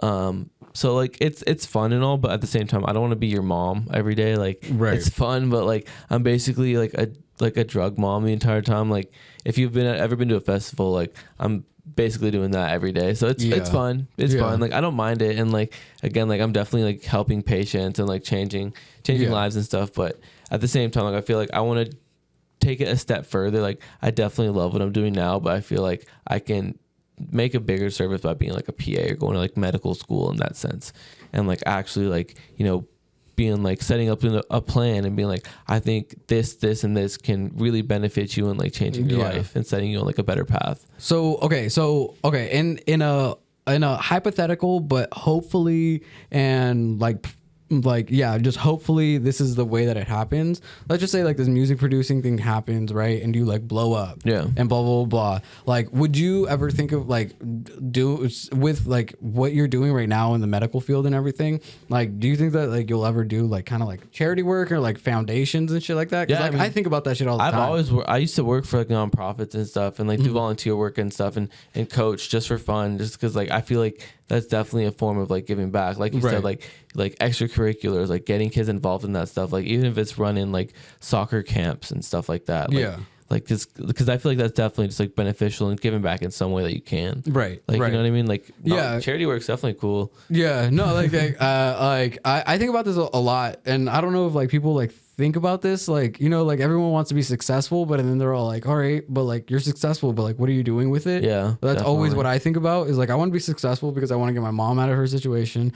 I want to like, you know, buy all the property that my family lives in. That's what I'm and saying, bro. you know, doing shit like that, and then also giving back, you know, like because there were so many people in my life that gave me so much. Yeah, and I feel like we both come from like probably similar backgrounds. There's like people like hardworking people around us, so it just kind of drives that like energy of like, all right, like I want to like support the people around me, just like they're supporting you in the same sense. So that's definitely like where I'm coming from. So seeing people like even like I don't know, it's taken me a while to get to where I'm at, and I haven't done it by myself. That's for sure. Do you have siblings? Yeah, I have an older sister and a younger sister. Okay, and so you said that you were the first one to go to college, right? First generation, but my older sister did a similar path like me, community college, and then went to 4 years as well. So do you think that like because you had kind of like an example before you, you were like, oh, okay, well, like this is plausible. I don't have to take like the 4-year route right away. I can kind of do other things. Yeah, definitely. I mean, I didn't want to. I definitely could have gone 4 years if I wanted to, but like money is definitely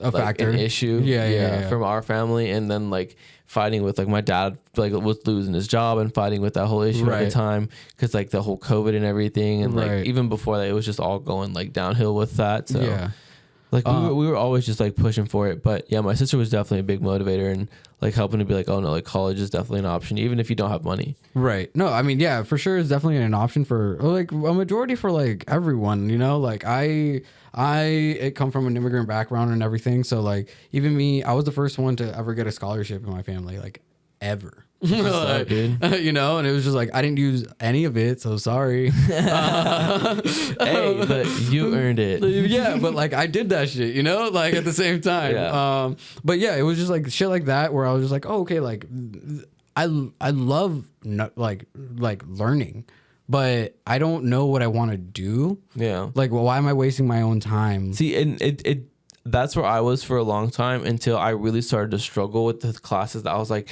bro, this shit is really not worth doing for me.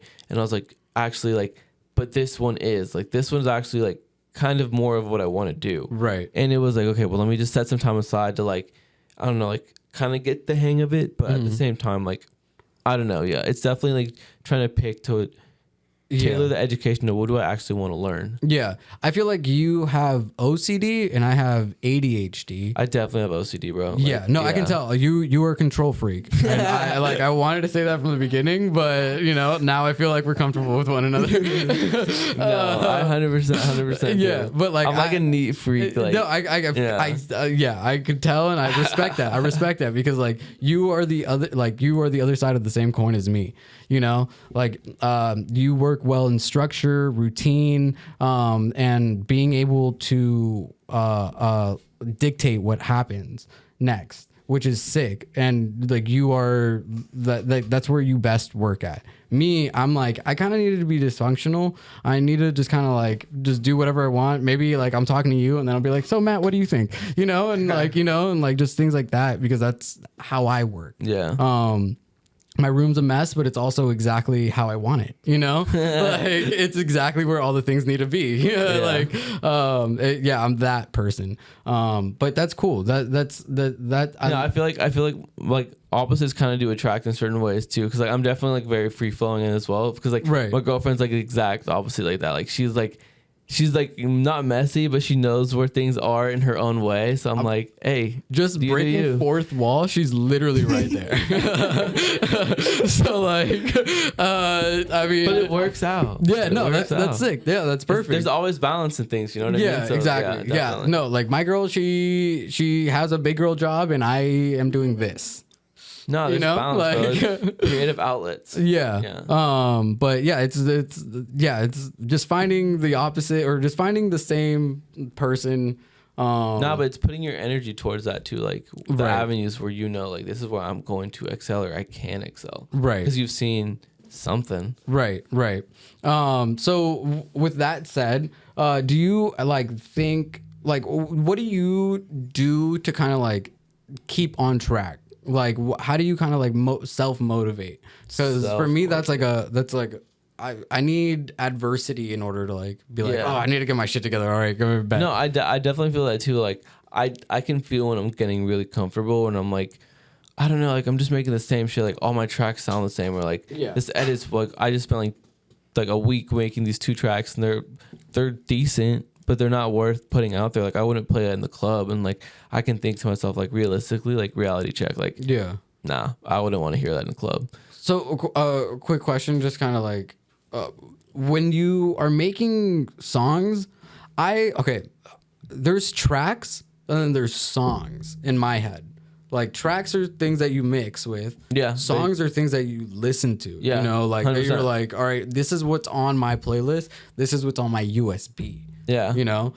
So do you ever go into like the studio thinking like, I'm gonna make a song today because that's how I'm feeling? Or like I'm gonna make a fucking like a track. Yeah, and sometimes it kind of goes the other way. Like I'll go like I really want to make something that it's like more motivational. And I have like my friend who's like really like a super dope pianist and like makes a bunch of like chords and like I just recently showed him how to like use fucking GarageBand and Logic and just send me like MIDI files just because it's cheap and, you know, and it's super easy for him. Right. But because I know he can write some dope chords and I was like, I can use those when I want to make like songs and like make songs out of them. He's like, yeah, dude, like turn this into whatever you want to because I know like this is pretty cool. And like I always just like we just hang out and he would just start playing the piano. I'm like, bro, what the fuck is that? Like crazy. That's just sick. Fucking going off. So you earlier you were talking about your dad and how he was a artist himself.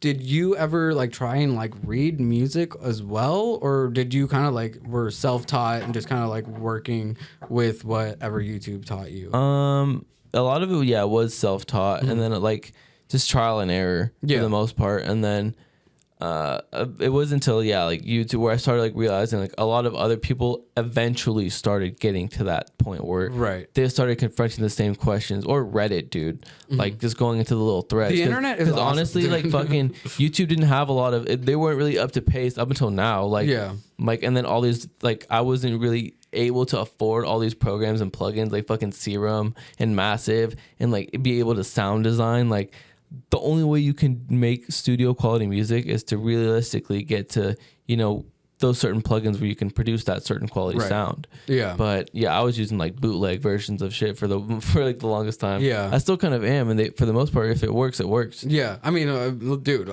for the most part, that's what people have always used and will forever use, you know, because they work. Yeah. Or like fucking those YouTube MP3 fucking converters just to download songs and stuff. I've used those. You don't want to buy all your songs because no one's fucking buying every song right now. Yeah. Sorry, people. Everyone's streaming. I'm sorry. Yeah. But you know, we're at least playing your tracks. You know, other people are listening. Hey, I'm reposting it. Sometimes. Yeah, but like to like what you were saying earlier with being like or with kind of being like a control I don't even know how to say you can say control freak, bro. I definitely am, like not like a control freak, but like just like what like I don't even know what the other like adjective for it would be. Or whatever the synonym. See, I didn't go to school. See the difference, you know, like, but just being more structured. I'm way more loosey goosey with my shit, you know, a little bit. And see, that's kind of where I'm trying to grow out of because I've definitely noticed that that perfectionism, you can get so easily caught in that loop of like, this isn't right. This needs to be a little better before you do anything with it. Like, this can't go anywhere before you like fix this thing. But now I'm like definitely waking up like, bro, you can definitely just like release it as is because it sounds clean and it does. It's just a matter of like. No, like the only reason why I brought that back up is because like I was thinking of like, okay, like what am I going to talk to my therapist this week about? You know, and then like I would be like, oh, like I was talking to this person, blah blah blah, and she would be like, well, like like I could already like hear her, so like this is me asking, like, do you think that it was because like you were a striker and you were the end goal for the goal?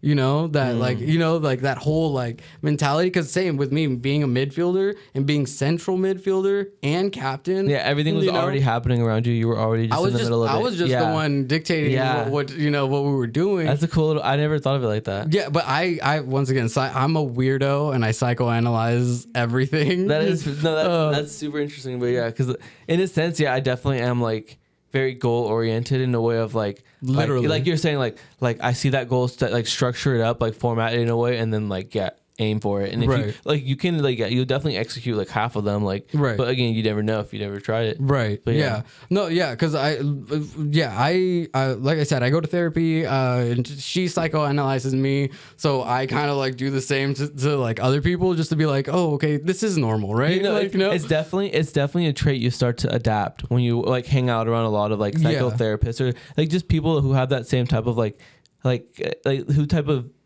like read conversations in a certain way like that. Yeah. Because like in working in the medical field, I definitely like have started to catch on to like doctors like have started to ask those questions, and I'm like, oh, like, okay, you're kind of sly, bro. I see you. And I'm not a person who asks like, how is that done?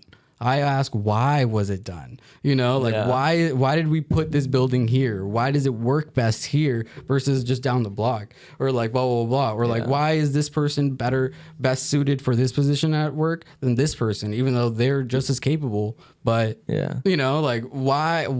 The you know, curious mind. Yeah, which is why I really like having this podcast, because then I can just like do like ask the why questions, you know, because we all see the end goal. We all know what the end goal is, but what what drives you, and like, why do you do it? Like, what is your purpose for doing it? Not necessarily like, how do you expect to get there? Because it's the same shit for everyone. Yeah, but motivation is hard though to find like internally. I feel like you definitely have to go, not to like saying, bro, go do some shit and then find out, but like essentially like you do have to go through some type of internal battle, or like internal digging of like, what do I actually want to portray? Like you were saying, like image and reflect.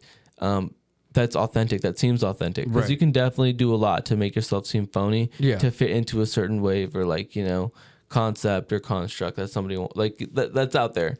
But yeah, dude, motivation for me was definitely like where do I want to be in 2 years, and like what I want to see like my 6-year-old or 5-year-old self, like, or 8-year-old self, like aspiring to be. Because like when I grew up, I seen like what really drove me into like that whole scene was like fucking watching Tomorrowland after movies. And I was like, bro, what is this world? Like there's a whole festival and music festival, just seeing all the countries, all these like after movies of like EDCs, and I'm like EDC and like Ultra, and I'm like, bro, these are giant gatherings of people that listen to the same style of music. Like, that's motivation right there. Like the fact that like these people have the ability to like look at all these people that just listening to this one dude play music off a USB, like, and now that I'm a DJ and I know how like that shit is actually broken down, you know, like the setup, the construct, the build up, the breakdown, I'm like, wow, like it's super eye opening. That's kind of exactly where I am. If anything, like you, it just wants you to drive more, like set up a podcast for it, or like, you know what I mean, like like genuinely, like this is a different part of my mind. Like this isn't really like my like the way that I think when I am mixing, or like am even looking for music. Like the way that I want this to go looks different from how I want my DJing thing to go. But it's still part of like you and your brand. For sure. I mean, that's why I named it the George.Daniel podcast. Yeah. I'm not going to name it something else. Like I'm not R-worded. But like, you know, like it's just like, it's a branding thing. Like I'm also like, I know marketing, and I know like how people are going to Google me, not based off, yeah. You know, but yeah, that's why like when Alexander Jordan, he told me that he changed his name from like T-Bone or something like that to Alexander. Yeah. And I was like, all right, like that fits you so much better. And it is his middle name and everything. But I was just like, oh, yeah, but how difficult is it for people to find you on like, you know, on socials? Because how many Alexanders are there, you know? Yeah, that's true. And he had to put like 2 R's or something, or I don't even know. But like same with me. Like the only reason why there's a dot is because I know that George.Daniel wouldn't. Yeah. You know, that's the only reason why even on my name when you see me on flyers, it's George.Daniel. Yeah, and I mean even for me, like that's hard too, because people always ask me, like even like when you first introed me, you're like, what do you normally go as? Well, it's because like I didn't know. Like also like I mean like we're having a conversation, so I don't have to like keep saying your name, you know. Yeah. But like I just didn't know how to like introduce you. No, yeah. Even still, like with like other DJs, when I introduce myself too, they're like, "What do I call you? Like your normal name or whatever?" But like I don't know. My name, it's hard to think about. But when I first picked the name, I was like, oh, like 3 8s, like that's super easy to look up when you like search somebody's name. Mm-hmm. But yeah. No, yeah. I mean, honestly, naming like is definitely with the whole like remembering like whether I should know your DJ name or your real name. Secret time, it's literally just based off if I know I'm gonna see you like multiple times a month. Yeah. If I know I'm gonna see you at every show, like if you're a tech house DJ, I'm gonna know your first name, your real name. Yeah. If you're one of these techno DJs, you're the techno DJ. Yeah. You know, like it's just easier for me. I only have so much in my like brain that I can hold. You know. Yeah. But yeah, that's how I kind of dictate everything. Yeah, like I mean, just kind of like I feel like I fucking maybe made a new friend, a new you know, like homie and everything. Yeah, bro, this place is super chill. Yeah, I'm vibing but I guess to kind of like, you know, just wrap this up, do you want to give everyone, you know, your socials, where they might see you next, definitely, and everything? So probably just Spotify, Instagram, everywhere. 888Thieves, 888Thieves. You know, I'm gonna be releasing a lot of music soon, so hopefully we'll get that ball rolling. But everything is out there on my platforms. You know, Mixcloud. We both got freaking mixes out there, so yeah, check it out. Yeah, I got hopefully some merch coming soon. Okay, you know, so I'm trying to get that set up. But yeah, hell yeah, definitely worth it. And yeah, you can see me Friday at 10:15 at the club room at 12. Buy me a birthday shot, thank you. And then you can probably catch me at Fresh Start. Opening up on Sunday, fingers crossed. Hopefully Sarah, Alex, Emerald people do it for me, please. But yeah, thank you guys again for listening to another episode of the George.Daniel podcast, and shout out to all of our sponsors, Liquid Death, and I might have a new sponsor coming up in future weeks, so stay tuned. But for the time being, go get that Liquid Death at www.liquiddeath.com and get your favorite sparkling water. There's mango, lime, I think there's a grapefruit or something like that. Like berry or something. Yeah, berry, and you know, your favorite filtered water. But thank you once again, man, for coming out. Hell yeah, dude. This was fun. I fucking, you know, I had a good time, and you know, like for meeting you for probably literally the first time. You know, the first time. This is fucking sick. This is fucking sick. But thank you everyone, and peace. Peace. Later.